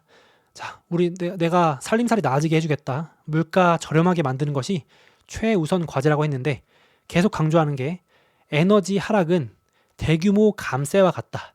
근데 생각해보니까 이 말이 참 맞죠? 그러니까 미국 사람들은 아무리 뭐 전기차가 요즘 늘어났다고 하지만 그래도 휘발유 가격을 무시 못하기 때문에 휘발유만 잡아줘도 유가만 안정시켜도 소비자들 지갑이 조금 더 두둑해질 효과가 있기 때문에 내가 여기에 지금 가장 신경을 쓰고 있고 그래서 이제 어필한 게 휘발유가 많이 떨어지고 있다고 했는데 실제로 미국 휘발유 가격 되게 많이 안정되고 있는 건 사실입니다. 그래서 이제 이걸 어필했고 그리고 그걸로도 부족하니까 물가도 내려가게 되겠지만 국민들의 지갑 실질 임금을 좀 늘리는 것이 필요하지 않겠냐. 자, 그래서 2026년 1월 1일부터 감세가 이제 본격 시작됩니다. 감세안은 올해 7월에 통과됐지만 이제 시행되거든요. 자, 그래서 1월 1일자부터 미국인들이 받는 팁, 초과 근무, 그리고 사회보장 수당에 들어가는 거 모두 면제다. 그러니까 이제 실질 임금이 늘어가는 효과가 있는 거죠.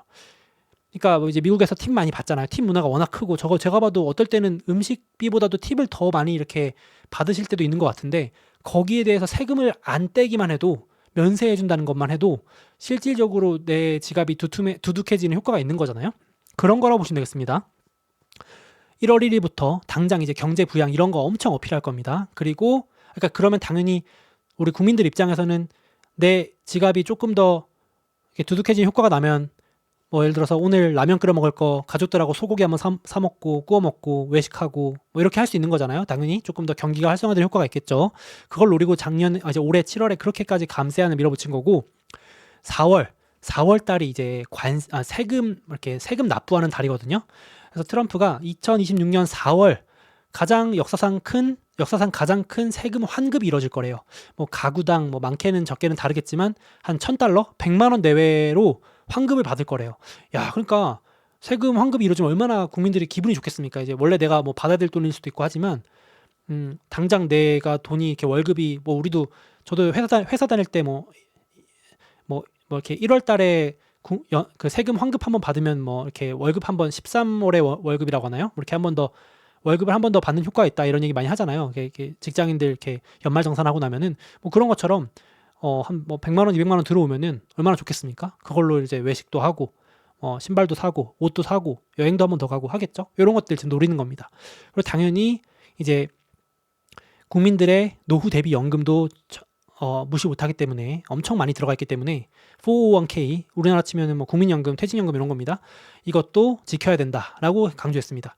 자, 느껴지시죠? 그러니까 물가 잡아서 소비 늘리고 세금 환급해서 소비 늘리고 실제 경기, 체감 경기 좋게 만들겠다. 그러면서 주식시장도 좋게 만들겠다. 물론 이제 쉽진 않죠. 이게 트럼프 뜻대로 다 되면 뭐 이게 신이지 사람이겠습니까? 하지만 이제 지금 트럼프의 의지가 그렇다라는 거. 그럼 이제 투자자 관점에서는 이걸 이제 투자 아이디어로 보실 수 있겠죠. 자, 그래서 실제로도 트럼프가 지금 말만 그러는 게 아니라 휘발유 가격 진짜 많이 내려가고 있고요. 유가도 안정세를 보이고 있습니다. 트럼프가 유가 올라가는 거 못 참죠. 완전 뭐 이렇게 어디서 지정학 갈등 터질 것 같으면 바로 그냥 진정시키려고 해버리고 지금 에너지 회사들한테도 불러가지고 막대한 양, 뭐 거의 뭐 최대치로 뽑아가지고 시추해서 유가 뿌리라고 하고 압박하고 있습니다. 그래서 에너지 회사들이 물량 엄청 쏟아내고 있거든요. 유가가 못 오르게. 그래서 올해 선거 기간 동안 계속 이런 시도를 할 것 같고 휘발유 가격 내려가면 반대로 올라가는 게 소비 심리거든요. 미국은 이거 반대로 움직인다고 보시면 되겠습니다. 그래서 최근 들어서 이렇게 뭐 연준 의장도 말했고 연준의 점도표도 그랬고 트럼프의 의지가 저쪽으로 많이 옮겨가다 보니 그동안 좀 부진했던 소비주들이 하나둘 이렇게 올라오는 흐름입니다.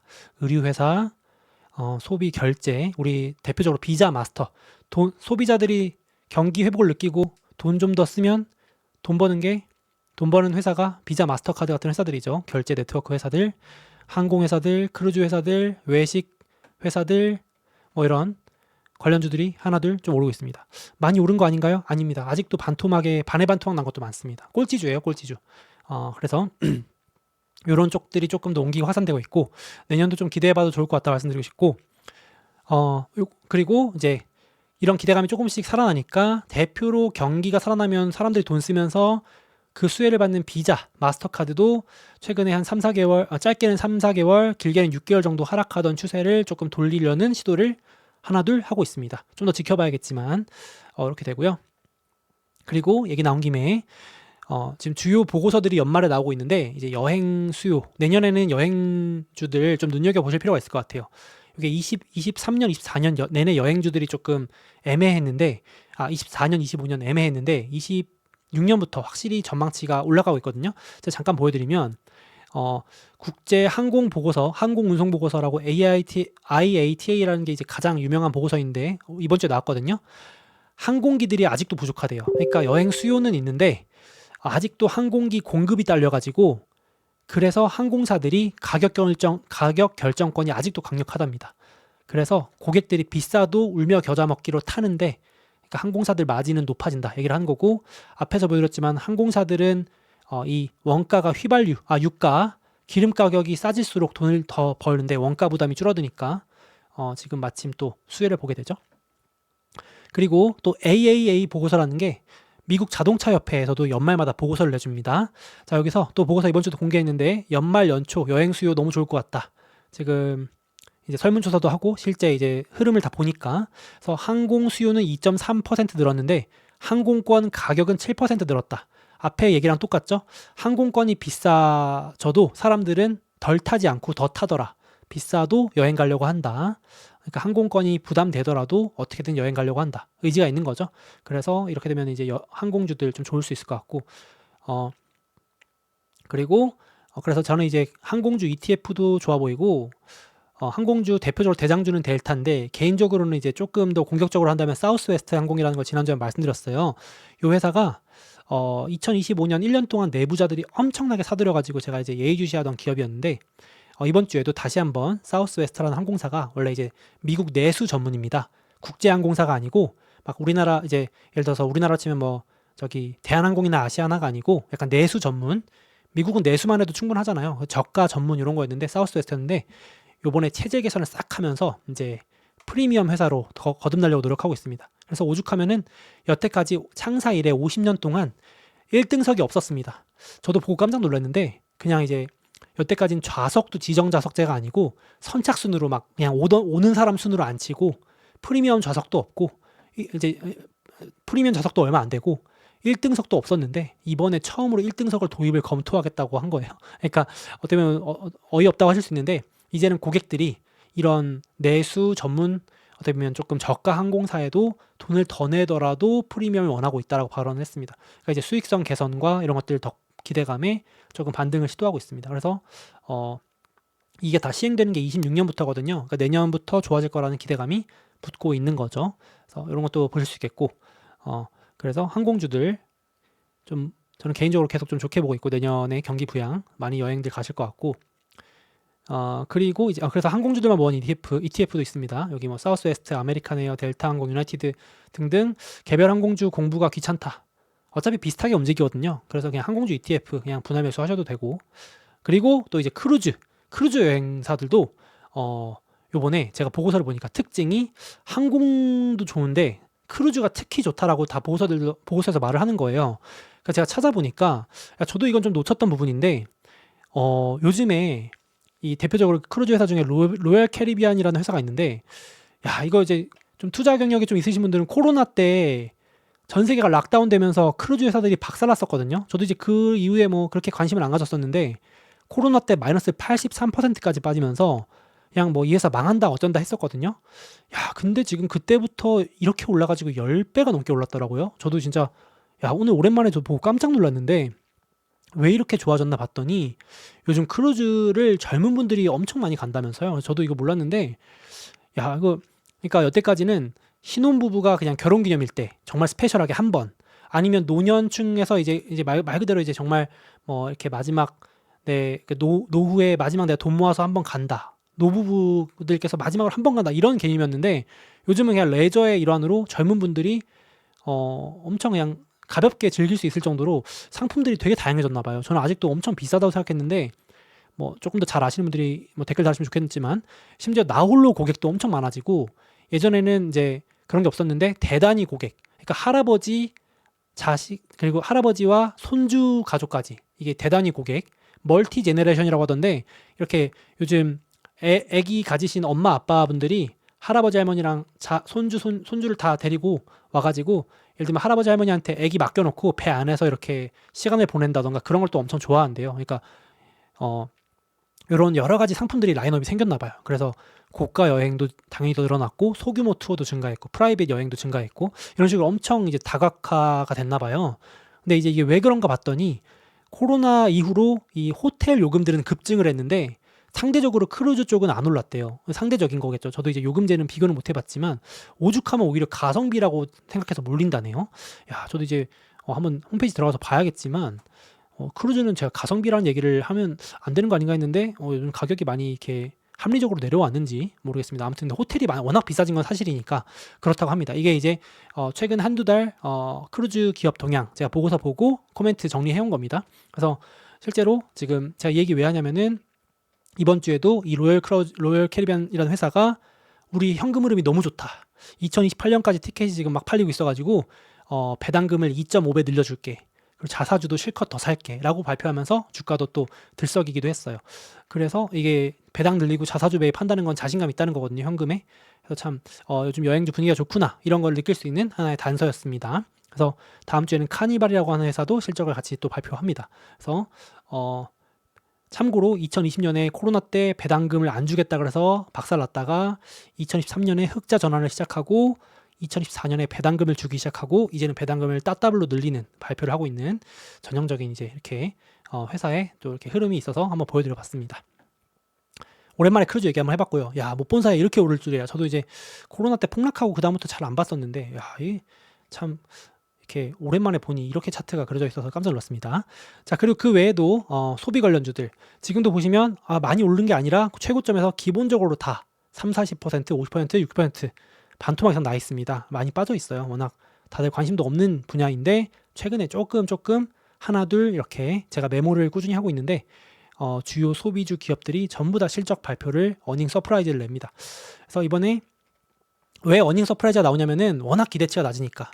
그러니까 AI주들은 워낙 눈높이가 높으니까 잘해도 이것밖에 못했어 이거라고 화를 내는 거고, 이런 소비주들은 이렇게 조금, 그러니까 그 반에서 1등 하던, 맨날 1등 하던 친구는 한 문제 틀리면 부모님들이 야, 너 이거 왜 틀렸어? 이렇게 하는데, 반에서 꼴등 하던 친구는 등수가 하나만 올라가도 아유, 우리 몽키 잘했네. 너무 잘했다. 이러면서 막 이렇게 기대감이 없잖아요. 그렇죠? 웬일이냐 이러면서. 그러니까 그런 겁니다. 지금 소비주들은 못난이, 꼴찌주, 기대치가 없었기 때문에 어닝 서프라이즈가 막 나오는 거죠. 그냥 조금만 잘 나오면 막 올라갑니다. 그러니까 원래 주식시장이 그렇거든요. 다 모든 게 눈높이 대비인 거기 때문에 AI주들은 2배 올라도 왜 이렇게 못했어 이러고, 심지어 뭐 예를 들어서 룰루레몬은 이번에 막 미국에서 마이너스가 났어도 아유 괜찮아, 잘했어, 생각보단 잘했네, 망하지 않으면 다행이지 막 이러면서 우쭈쭈 해주는 그런 상황인 겁니다. 그러니까 기대치가 낮은 상황인데 내년에 좋아질 수 있다는 기대감 조금씩 살고 있는 거죠. 자, 그래서 룰루레몬이라는 회사도 실적 발표했는데 엄청 뭐 사실 내용이 좋지는 않았는데 이제 막 CEO도 교체한다 그러고 하니까 주간으로 좀 반등을 시도하고 있었고, 아직 본격 반등한다고 하기에는 조금 너무 설레발이고 이런 건 알고 있습니다만 한번 이제 좀 눈여겨보자는 거죠. 그리고 돌아오는 주에 나이키도 실적 발표가 예정돼 있습니다. 참고로 나이키는 이제 중국 경기도 살아나야 되는데 중국이 이번에 내수 부양 선언을 제대로 했거든요. 그래서 아니 뭐 중국은 맨날 내수 살린다 그러는데 안 살아나던데요. 이제 그렇게 저도 생각했는데 이번에 조금 이제 중요 회의에서 내용을 보니까 중국이 이제 미국 관세 전쟁에 한번 크게 대이고 나서 지금 비상선언을 해가지고 내년에도 또 갑자기 트럼프가 관세 또 때릴 수 있다라는 불안감 때문에 수출 경기가 망가지면 내수라도 살려놔야 되니까 진짜 내년만큼은 내수 집중하자 그러면서 이제 지방 부동산도 절대 안 살려주겠다고 했다가 살려주고 내수도 폭발적으로 전폭적으로 좀 살려보자 이렇게 조금 선언을 하긴 했어요. 그래서 중국 이제 나이키는 아무래도 중국 매출이 영향이 있다 보니까 중국 소비 심리 살아나면은 좀 살아날 수도 있겠고, 그리고 이제 한 가지만 더 팁으로 말씀드리면 이제 이건 제가 뭐 26년 상반기 특강 이런 데서 이런 것들 전문적으로 조금 요약을 해드릴 건데, 내년에 6월에 북중미 월드컵이 있습니다. 내년에 월드컵이 있습니다. 여러분, 월드컵에 지금 이제 특히 미국에서 월드컵이 열리고 내년에 이제 주요 스포츠 회사들 한번 또 이제 월드컵이 열리면 스포츠 회사들 관심이 또 높아지고 또 지금 티켓이 불티나게 엄청 팔려가지고 너무 비싸게 팔려가지고 지금 난리 날 정도로 관심이 뜨겁거든요. 왜냐면 미국 본토에서 열리는 건 진짜 오랜만이어가지고 또 이제 그런 스포츠 회사들, 의류 회사들 한번 또 보실 필요가 있겠습니다. 뭐 추천은 아닌데 제가 이제 짧게 말씀드리고 넘어갈게요. 그래서 소비 살아나면 비자, 아멕스, 마스터카드 같은 것들 조금 더 살아날 가능성이 있겠습니다. 자, 그래서 소비 관련주들 모아놓은 ETF는 XRT라고 한번 말씀드렸고요. 내년에 한번 좀 괜찮을 수 있을 것 같다 이렇게 보여드리고, 지금 봤을 때 되게 별로 같지만 주식시장은 6개월 뒤, 3개월 뒤를 앞서서 보고 달려가기 때문에 내년에 좋아질 거다를 보고 가는 겁니다. 지금 안 좋은 거를 보시면 안 되고. 자, 그리고 예를 들어서 이런 것도 있습니다. 자, 지금 트럼프가 선거에 제가 지금 이제 올인하기 시작했다고 말씀드렸는데 트럼프의 강력 지지층 중에 하나가 팜벨트라 그래서 농가 있잖아요. 그러니까 농사 지으시는 분들이 트럼프의 또 강력 지지층인데, 이번에 관세 때문에 중국하고 전쟁하면서 피해를 많이 보셨거든요. 농가에 계신 분들이 막 중국이 콩 안 사준다 그래서 난리 났거든요. 그래서 트럼프가 이번 주에 팜벨트의 긴급 지원, 농가 지원 프로그램 FBA를 발표했습니다. 자, 이것도 돈을 주는데 언제 주냐? 내년 3월 정도까지. 왜냐면 지금 당장 주면 안 되고 내년에 줘야 이제 선거 앞두고 표심이 다시 살아나잖아요. 그러니까 이제 내년 2월 말에서 3월에 딱 그 농가에게 돈을 지급해야 봄철에 이제 씨앗을 뿌려서 가을에 딱 수확을 할 수 있거든요. 선거 전에. 내년 2, 3월에 씨앗을 뿌리고 선거 직전인 9월, 10월, 11월에 가을에 딱 이제 수확을 하면, 야, 그래도 트럼프 덕분에 내가 저기 농가 지원금 가지고 했더니 역시 또 그래도 우리 챙겨주는 건 트럼프뿐이네 이러면서 공화당 딱 찍어주고, 요런 이제 사실 그런 거거든요. 이제 그 시점이 다 짜여진 각본이거든요. 그래서 그동안 이제 쭉쭉쭉 빠지던 농업 관련주들조차도 이제 회복을 하기 시작했습니다. 그래서 요걸 추천드리는 건 아닌데, 이런 것도 추천드리는 건 아닌데, 이런 식으로 트럼프가 내년부터는 점점 더 선거 관련된 부양책들, 돈 뿌리기 더 노골적이고 직접적으로 할 수 있기 때문에 올해와는 다르게 조금 소외주들이나 다른 분야 주식들도 재밌을 확률이 높기 때문에 좀 지켜보자. 관심 갖고 여러 분야를 보자. 열린 마음으로 저는 AI 아니면 안 할 거예요 라고 하시는 것도 좋지만 다른 분야도 좀 한번 보자. 이렇게 말씀드릴 수 있을 것 같습니다. 자, 그래서 제가 한번 쭉쭉쭉 요약을 드렸는데요. 일단 트럼프는 2026년부터 상반기 체감 경기 살려야 되기 때문에 더 실물 경제 살린다고 했으니까 경기 소비 관련주들 조금 더 눈여겨보실 필요가 있지 않을까 싶습니다. 그리고 뭐 연준의 전망은 너무 믿을 필요는 없지만 그래도 연준의 의지도 물가는 내려갈 것이고 경제는 좋을 것이다라고까지 얘기했고 쇼크를 막겠다라고까지 했으니 적어도 경기 충격, 침체 쇼크 뭐 이런 걱정보다는 조금 더 긍정 쪽에 힘을 실어도 되지 않을까 생각을 해보고 있습니다. 그래서 AI 독주 장세에서 조금 다른 주식들도 재밌어지는 그런 장세가 될 수 있기 때문에 포트폴리오 약간 분산이나 그런 포트폴리오 배분도 한번 점검해 보시면 좋겠습니다. 자, 그래서 전 머리 아픕니다. 그러면 경기 부양 회복주는 다우 지수 쪽을 조금 더 늘리시면 되는데 이런 경기 회복주들 또 개별 주식 중에 제가 앞에 말씀드린 것들이 있으니까 그런 것도 한번 관심 가져보시면 좋을 것 같아요. 자, 캘린더 참고해 주시고 돌아오는 주는 나이키, 페덱스가 경기 소비 회복주, 경기 회복주가 되겠습니다. 뭐 추천드리는 건 아니고 경기 동향 파악용으로 잘 나온다면 소비가 살아나고 있구나 혹은 살아나겠구나에 대한 힌트가 될 수도 있을 것 같습니다. 그 정도 보시면 될 것 같아요. 자, 그리고 다음으로 넘어가서 그래서 오늘 소개해드린 내용의 좀 더 디테일한 부분과 더 자세한 부분 이런 것들 다 종합해서 제가 2026년 상반기 특강 12월 말에 오픈 공개 드리도록 하겠습니다. 참고해주세요. 자, 넘어갈게요. 하나 더 하겠습니다.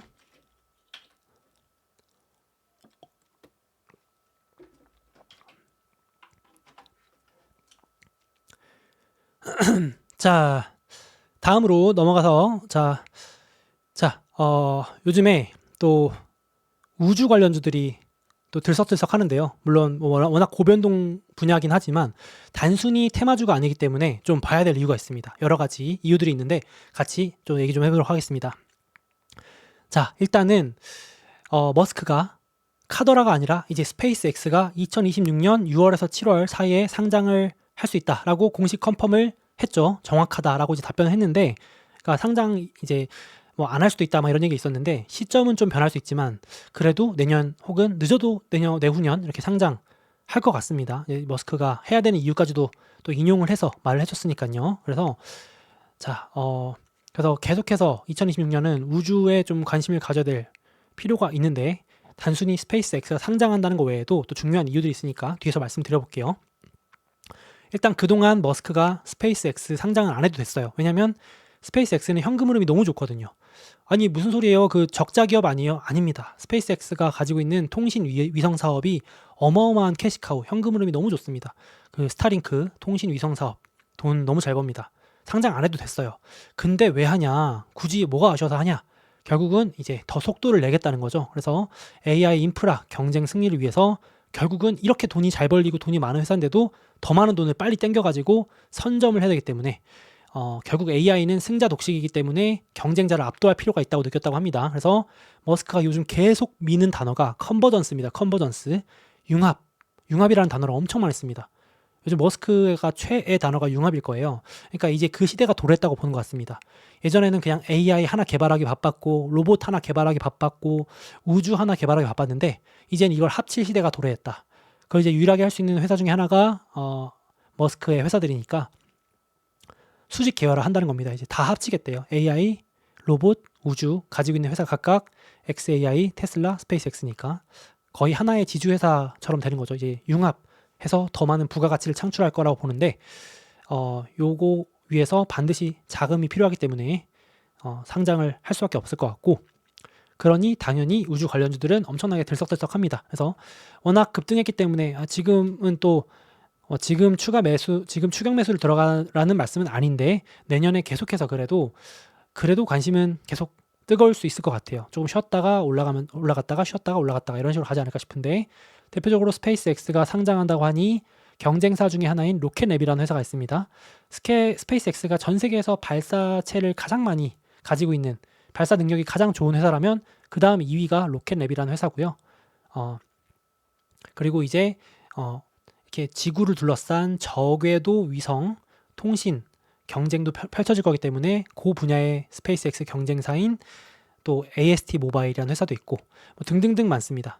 그래서 뭐 이렇게 관련주들이 있는데 나중에 좀 더 자세히 말씀을 드리고 지금 이제 시가총액이 한 1.5조 달러로 평가를 받고 있는데 이러면 지금 당장 상장을 하더라도 거의 테슬라 시총이 1.5조 달러거든요. 탑 10 안에 그냥 바로 들어갑니다. 야, 그래서 진짜 엄청난 회사가 이제 상장을 앞두고 있다고 보시면 될 것 같고 그리고 이제 머스크가 이번 주에도 제가 지금 영상 찍는 시점 바로 직전에 또 뭐라고 올리냐면은 스페이스X는 우주 AI 데이터 센터의 명실상부 승자가 될 거다라는 글에 예스라고 했습니다. 이제 뭐냐? 지금 이제부터는 단순히 뭐 이렇게 로켓 발사 개념이 아니라 시장의 관심이 우주에다가 AI 데이터 센터를 짓자의 개념으로 넘어가고 있거든요. 이게 무슨 소리야 하실 수 있는데요. 일단 지금 요게 스페이스X가 가진 이 스타링크가 올려놓은 어마어마한 저궤도 위성들이 지구를 둘러싸고 있는 모습입니다. 약간 자세히 보면 징그럽기까지 할 정도로 지금 이 우리 하늘 위 머리 위에 어마어마한 위성들이 떠 있는 건데 내년 2월까지 불과 2달도 안 남았죠. 10,000개 정도의 위성이 배치가 된답니다. 10,000개 미쳤습니다, 그죠? 이거에서 이제 지금 통신 서비스를 하고 있는데 여기에 이제 업그레이드 해가지고 데이터 센터까지도 할 수 있다고 합니다. 물론 제가 자세한 기술적인 건 좀 더 공부를 해봐야 될 수 있지만 현재까지 그 개념 구상 단계에서는 그게 이제 된다고 합니다. 여기 이제 슈퍼 컴퓨팅 플랫폼이 지구를 감싸고 있는 거죠. 야, 무슨 제가 넷플릭스의 그 삼체라는 드라마를 봤을 때 그런 얘기 했었던 것 같은데 이게 AI가 지구를 둘러싸고 있었는데 아무튼 뭐 얘기가 샜습니다만 이건 이제 편집해 주세요. 아무튼 자, 그래서 미래 공상과학 영화를 보는 것 같습니다. 자, 근데 아니 갑자기 무슨 우주의 데이터 센터예요. 지금 그 땅에도 짓기 바빠가지고 못 짓고 있는데 자, 근데 어떤 식의 지금 개념이 또 새롭게 나오냐면은 땅에다가 데이터 센터 짓는 거 무리다. 야, 이게 무슨 날벼락 같은 소리냐 하실 수 있습니다. 자, 땅에다가 데이터 센터 지금 안 짓는다고? 그게 아니라 이미 이제 업계 리더들, 이런 머스크나 제프 베조스나 오픈 AI, 샘 알트만이나 구글이나 이런 업계 리더들이 하나같이 말하는 게 야, 이거 땅에 짓는 거보다는 우주에 가는 게 낫겠는데? 왜냐면 데이터 센터를 땅에다 지으려고 해보니까 자, 일단 땅 구하는 것도 쉽지 않고 또 그리고 데이터 센터를 기껏 엔비디아 칩을 구해놨더니 전력을 또 공급이 안 되고 전력을 또 언제 구해? 병목 현상이 나오고 그리고 열이 너무 뜨거워서 냉각하는 비용도 쉽지가 않고 좋아, 이걸 다 구해놨는데 문제 뭐냐면 규제도 있습니다. 규제 리스크도 있어요. 정치 리스크도 있습니다. 자, 뭐냐면 지금도 지금 미국에서 또 이슈가 되고 있는 게 데이터 센터 지으면 전기료가 급등하니까 안 된다. 그리고 환경 오염이 되기 때문에 지금 이제 환경 단체들에서 들고 일어나기 시작했습니다. 지금 몇 개 주에서 벌써 반대 운동이 일어나기 시작했어요. 데이터 센터 못 짓게 하자. 그러니까 이제 사업가들 입장에서는 이게 다 리스크인 거죠. 규제 리스크, 정치 리스크. 그러니까 당연히 정치인들은 표심을 얻어야 되니까 이제 그런 것들 있잖아요. 그러니까 쉽게 말하면 실제로도 트럼프 1기 때 우주를 엄청 밀어줬거든요. 그래서 머스크가 그때도 엄청 수혜주였어요. 그때도 제가 트럼프 1기 때도 우주 관련주들이 엄청 열풍이었거든요. 근데 이제 바이든 행정부에서는 우주를 다 규제했습니다. 그래서 막 나중에 머스크가 막 바이든 행정부 때 우주 막 의도적으로 방해했다고까지 폭로할 정도로 규제, 정치 리스크죠. 이게 어떤 정권이 들어서냐에 따라서 내 사업이 휘청일 수도 있으면 리스크가 너무 큰데, 근데 땅보다는 우주에 가면 쉽게 말하면 뭐 이 사람들의 말을 따르면 방해받을 게 없답니다. 예를 들어서 24시간 태양광이 무한하게 들어오고 날씨 걱정 없고 냉각을 하는데 제약이 잘 없대요. 물론 제가 이제 기술 전문가 아니니까 이런 것들을 잘 모르겠지만 이 분들의 이제 이야기에 따르면 그렇습니다. 규제 정치 리스크가 없으니까 자 뭐라 그러냐면은 한번 제가 표로 정리해놨는데 그러니까 이제 우주 데이터 센터로 가자가 지금 개념이 되고 시장이 이거 단순 테마가 아니라 이거 진짜 되는 거 아니야까지 온 건데 자 머스크의 스페이스X는 이제 머스크는 뭐라 그러냐 스페이스X를 가지고 있는 머스크는 무려 5년 내에 우주가 AI가 운영하기에 가장 비용이 저렴한 곳이 될 것이다. 야, 그러니까 이 지금 머스크도 지상에다 데이터 센터 해봤는데 아무리 생각해도 우주가 더 쌀 것 같다. 이것저것 다 생각했을 때. 그러니까 지금으로는 뭐 말도 안 되는 소리 하고 있네 이러실 수 있는데 이제 빅테크 리더들이 벌써 그렇게 말하면 한번 들어볼 필요가 있잖아요, 그렇죠? 그래서 내년부터 당장 쏘아 올리는 위성에다가 데이터 센터 기능도 탑재를 검토하고 있고 막 그거보다 한 단계 더 나아가서 이건 약간 개념적으로 어렵던데 이 머스크가 가지고 있는 스페이스X가 엄청나게 큰 로켓을 쏘아 올릴 수 있으니까 거기다가 엄청나게 거대한 다른 경쟁사들이 할 수도 없는 거대한 데이터 센터 그냥 서버를 담아가지고 발사시켜서 그냥 거대한 뭐 슈퍼 데이터 센터를 이제 우주에서 돌린다라는 얘기도 했었는데 뭐 이런 건 나중에 좀 더 자세히 말씀드리고 아무튼 지금 이런 것들이 조금 더 가시화되고 있고 구글의 CEO도 2027년에 우주 데이터 센터 구축하고 싶다. 자 그래서 당장 내년인가요?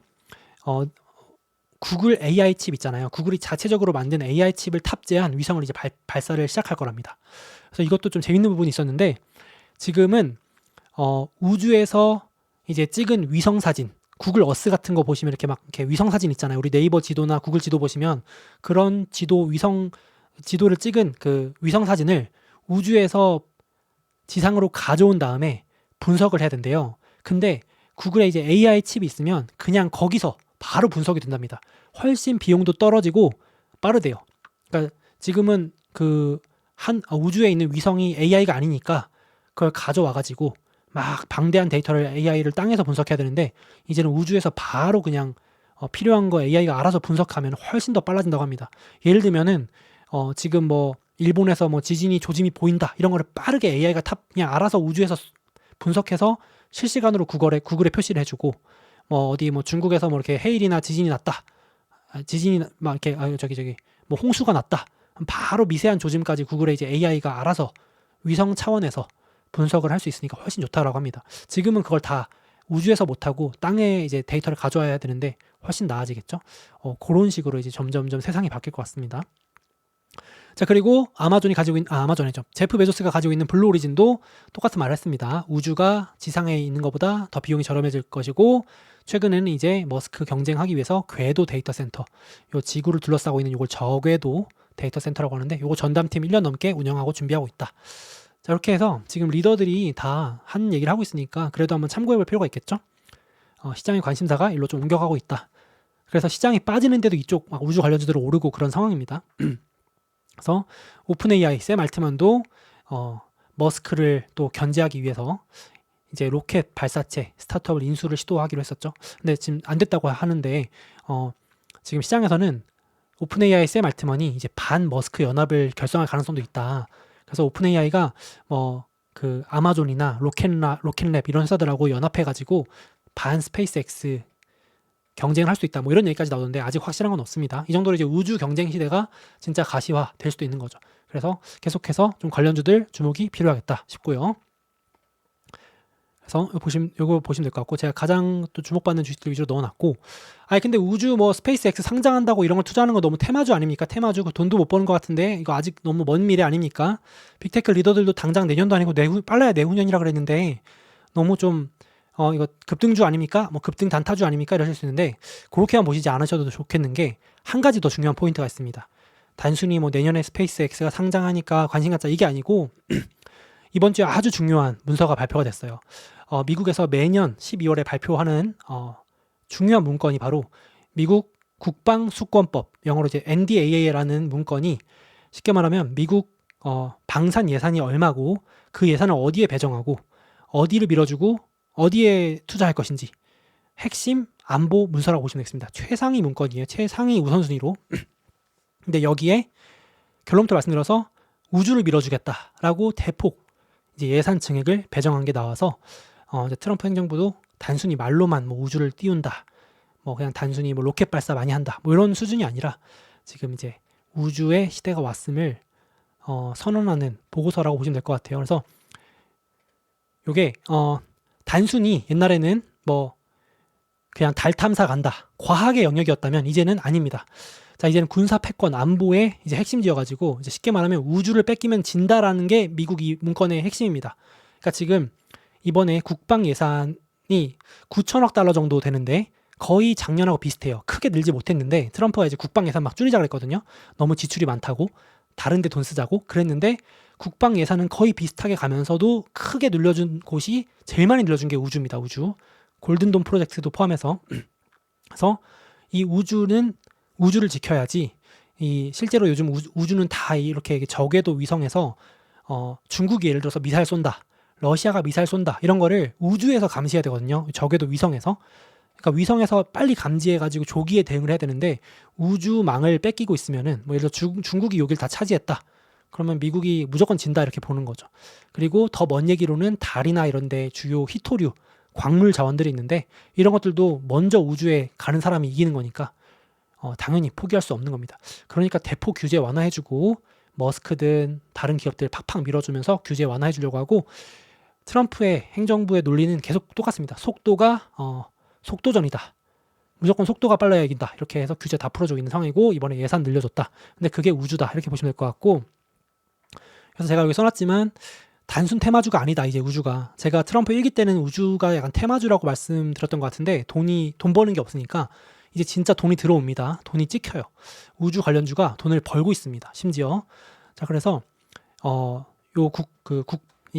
여기 이 보고서에 나와 있는 문건을 제가 우주 분야만 요약을 해왔는데 뭐 어려운 거 아닙니다. 이런 겁니다. 자, 이제부터는 우주에서 먼저 미사일을 감지해야 되고 그래서 레이저나 드론으로 다 적국의 미사일을 요격해서 방어를 해야 되고 그러려면 더 많이 지구를 둘러싼 저궤도 위성을 발사해야 된다가 국방 이번 보고서의 논리입니다. 여기다가 예산을 다 쏟아부어주자. 그게 이제 어려운 말로 골든돔 프로젝트입니다. 그래서 제가 관련주도 다 넣어놨는데요. 더 많이 로켓 위성을 발사해야 돼. 그거 1등이 스페이스X, 2등이 로켓랩, 그리고 저궤도 위성에서 이제 통신, 이제 우주 통신, 이거 스페이스X의 스타링크가 이미 하고 있는 겁니다. 요거 하고 있는 회사가 ASTS. 자, 그리고 우주에서 미사일을 감지해야 돼. 우주단에서.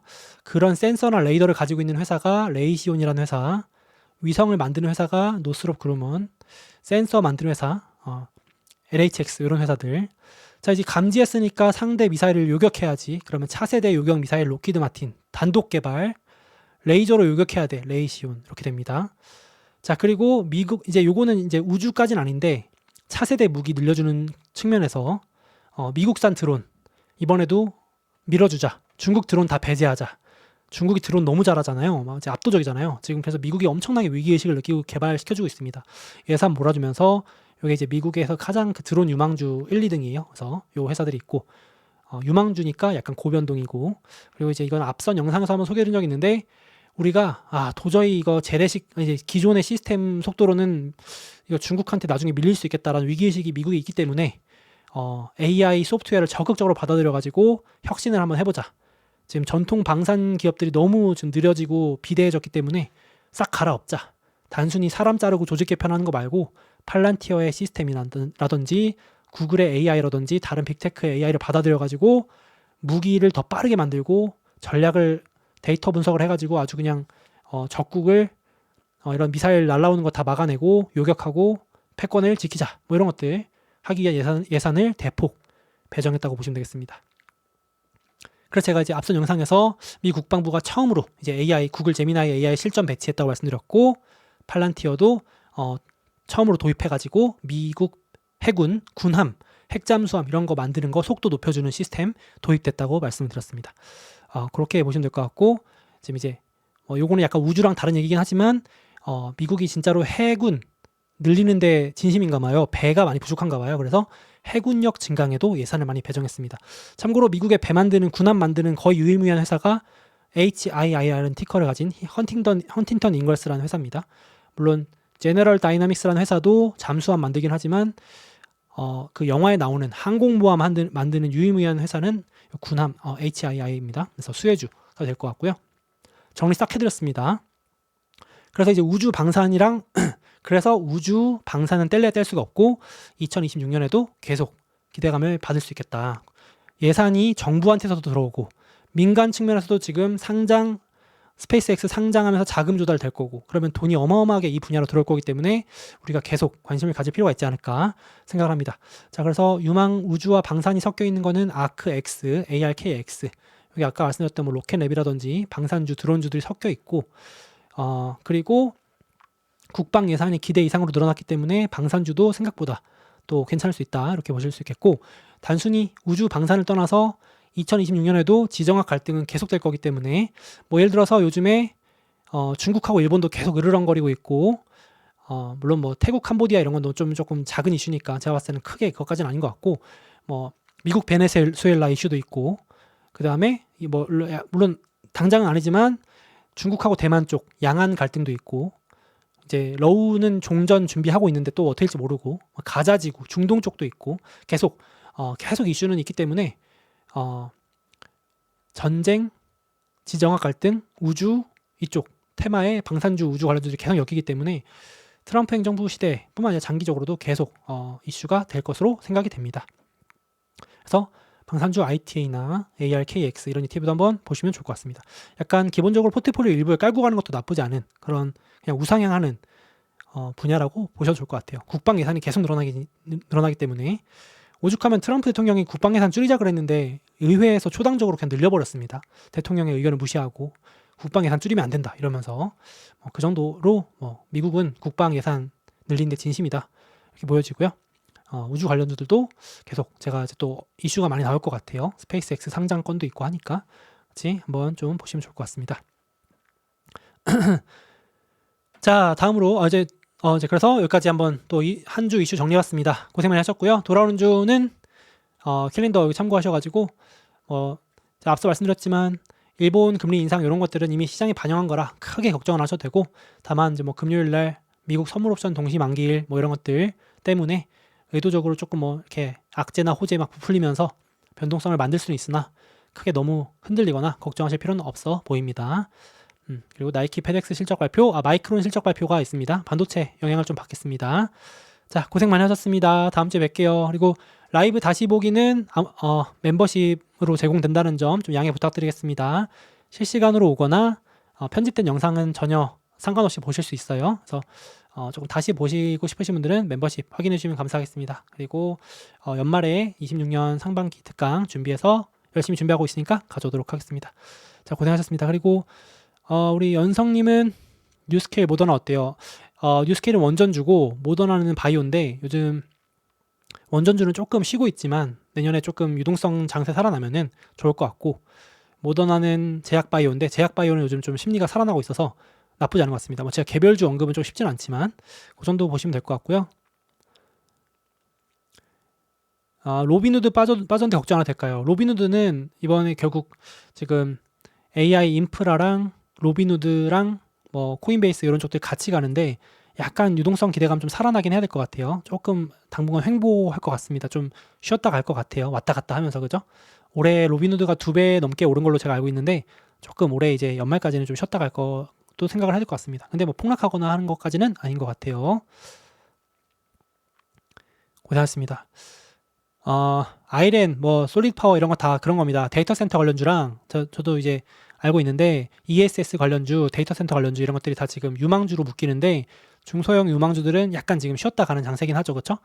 소형 원전주 뭐 지금 그러니까 2025년에 조금 좋았던 핫했던 주식들 급등하고 급락하고 나서 지금 약간 재미가 없는데 연준이 생각보다 돈을 빨리 안 푼다고 하고 금리도 생각보다 빨리 안 내려갈 것 같으니까 조금 중소형주들이 조금 그런 쪽들이 재미가 없다. 근데 내년에 상반기에 다시 또 이제 물가도 내려가고 금리 인하 기대감이 커지면 또 들썩들썩 할 겁니다.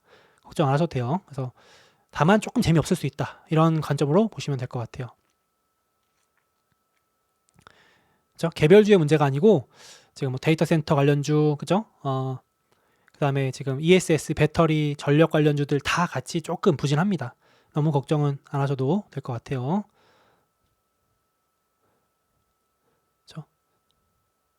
그래서 중소형주들이 지금 돈이 막 풀려야지 뭐 예를 들어서 암호화폐주도 들썩거리고 좀 이렇게 온기가 퍼져야 되는데 지금 그쪽으로 안 가고 약간 금리가 생각보다 안 내려올 수 있다라는 우려 때문에 그렇게 보시면 될 것 같아요. 자, 징수몽키님인가요? 장수몽키님이에요.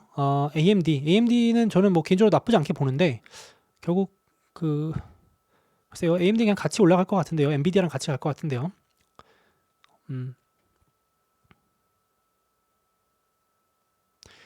대마, 마리화나, 그건 이제 마리화나는 주 초반에 워낙 급등주라 제가 좀 말씀드리기 그래가지고 뺐습니다. 그거는 이제 각자 하시면 되고요, 그죠?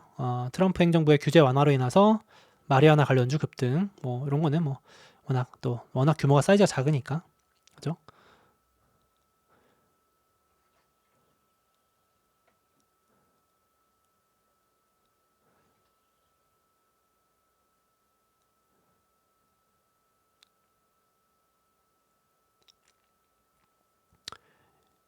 오라클 많이 물어보시는구나. 근데 오라클이 AI 업계에서 떨어져 나간다는 게 무슨 말일까요? 이미 오라클은 사실 그 AI 클라우드주로 엮여있기 때문에 떨어져 나간다는 개념은 사실 쉽지 않은 것 같고 결국 오라클이 약간 발목을 잡긴 하는데 그죠? 조금 우려가 해소가 돼야 될 것 같아요. 결국은 제가 봤을 때는 상반기에 1분기에 금리 인하 기대감이 다시 좀 살아나야 오라클에 대한 유동성 부채 우려도 좀 해소되고 회사 본업의 문제보다 지금 결국은 유동성 문제거든요. 그러니까 금리 인하 기대감이 커지고 유동성 장세 기대감이 커지면 오라클은 아무런 문제가 되지 않습니다. 왜냐하면 기술적인 문제가 아니고 유동성 문제이기 때문에 부채가 너무 많으니까 자꾸 트집을 잡는 건데 지금 시장 금리가 안 내려가니까 시장에서 걱정을 하는 거거든요. 야, 지금 금리가 안 내려갈 것 같은데 저렇게 빚 많이 내는 회사 괜찮아? 가 되는 건데 결국은 돌아오는 주에 물가 지표가 이래서 내려온다든지 아니면 연준에서 이제 금리를 더 내려준다는 시그널을 한 번 더 1월 달에 준다든지 그러면 다시 조금 지금 부진했던 AI 관련주들이라든지 데이터 센터 관련주, 소형 원전, 히토류 등등이 좀 힘을 받을 수 있겠죠. 데이터 센터가 우주로 가면 아이렌은 떨어질까요? 근데 그건 진짜 너무 먼 미래인 것 같아요. 우주는 제가 2027년부터 시작해도 될까 말까 한 거지. 뭐 그거는 그러니까 그거죠. 땅에 있는 걸로도 모자라서 우주에 간다는 거지. 제가 설명을 잘못했는지 모르겠는데 땅에 안 짓고 우주로 가겠다가 아니고 땅에도 다 짓고 그것도 모자라서 우주에 짓겠다.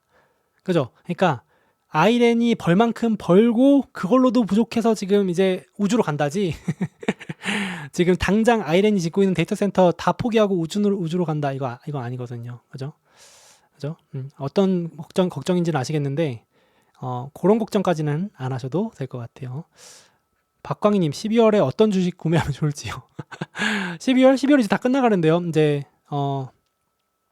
다 끝나가는데요. 12월은 지금 이제 제가 말씀드렸지만은 조금 AI 주식들은 조금 재미없게 이렇게 횡보할 것 같고 약간 박스권에서 지금 추세를 탄 거는 약간 경기 회복주들이긴 합니다. 제가 아까 말씀드렸던 뭐 여행주나 소비주들 좀 돌려보시면 거기 제가 언급을 해놨거든요. 그런 쪽들이 조금 더 내년 올해부터 연말 내년 상반기 조금 더 좋을 수 있다. 이 정도 보시면 될 것 같아요. 그렇죠. 소비주 금융주 들고 있죠. 저도 이제 좋아 보이니까 말씀을 드리고 저도 뭐 말만 하는 게 아니라 좋아 보이는 건 저도 사고 그렇게 당연히 하고 있습니다. 당연히 이제 저도 경기 회복주를 지지난주부터 한 3, 4주 된 것 같은데 말씀드릴 때부터 조금씩 이제 분할 매수하면서 늘리고 있는 상황입니다. 옥시덴탈 어떻게 생각하시나요? 에너지가 사실은 저도 이제 넣을까 말까 고민을 했는데 에너지 주식들도 내년에 좀 눈여겨볼 필요가 있습니다. 제가 이거 장표를 이렇게 넣었다가 뺐는데 지금 에너지 주식들이 내년이 턴어라운드 가능성이 매우 높거든요. 그래서 요건 좀 나중에 사실 이거 상반기 특강에 넣어놨는데 내년에 좀 좋을 수 있을 하나의 또 역발상 주식이긴 합니다. 에너지 맞습니다. 유가가 떨어지더라도 에너지 주식들이 장이 좋을 수 있습니다. 이게 이제 물량이 엄청나기 때문에 프라이스가 빠져도 이제 양이 오르기 때문에 실적이 좀 좋을 것 같거든요. 그래서 나중에 다시 한번 말씀드리고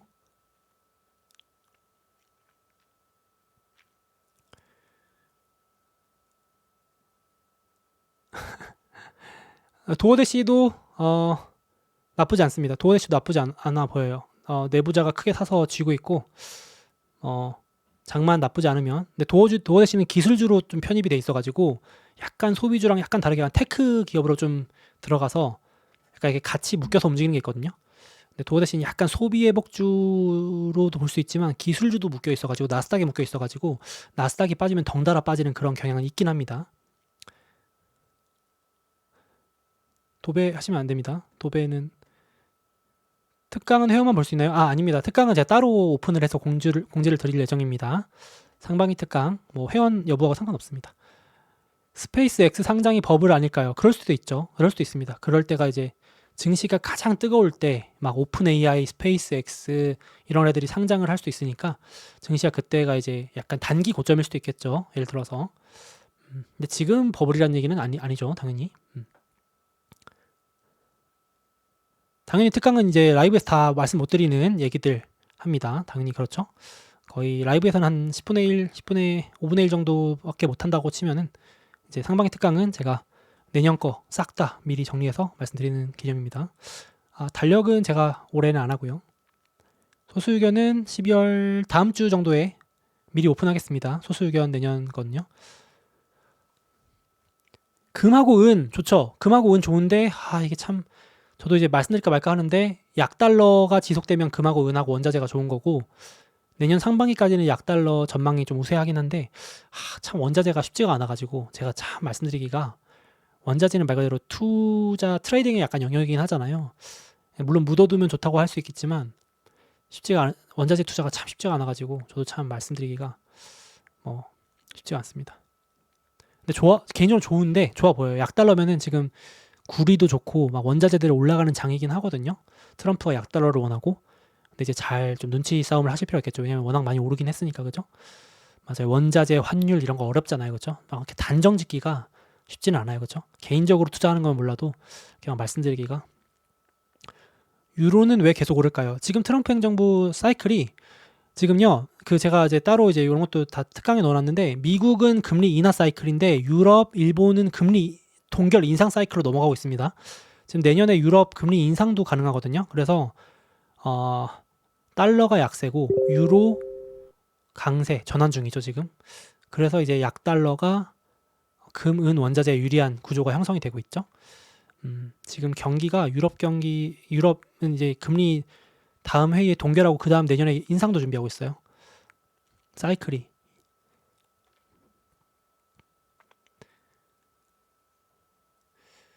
그렇죠. 구리도 경기 회복주의자 원자재이죠. 둘 다 겹칩니다. 그죠? 구리 관련주들. 경기 회복과 원자재 동일하죠. 그죠? 겹치죠. 그죠? 마이크론 잘 나오겠죠. 잘 나오는데 시장 눈높이가 너무 높아가지고 그 이후에 반응은 어떨지 모르겠습니다. 마이크론 주가가 이미 올해 2배 넘게 오른 거 아시죠? 그래서 맞습니다. 블룸 에너지도 많이 물어보시는구나. 블룸 에너지가 오라클 관련주로 묶여서 그래요. 여러분들. 블룸 에너지가 오라클 수주 물량이 크거든요. 그래서 오라클이 빠지니까 같이 빠지는 것도 영향이 있습니다. 물론 당연히 이제 지금 데이터 센터, 에너지, 전력 관련주도 같이 좀 부진한 거 맞는데 특히 많이 빠지는 것 중에 하나가 블룸 에너지 올해 2배 넘게 오른 이유 중에 하나가 오라클 수주를 많이 받았거든요. 근데 이제 오라클이 빠지니까 이거 오라클 빠지면 저기 블룸 에너지도 문제 있는 거 아니야? 막 이러면서 같이 엮이는 거예요. 그런 이유도 있습니다.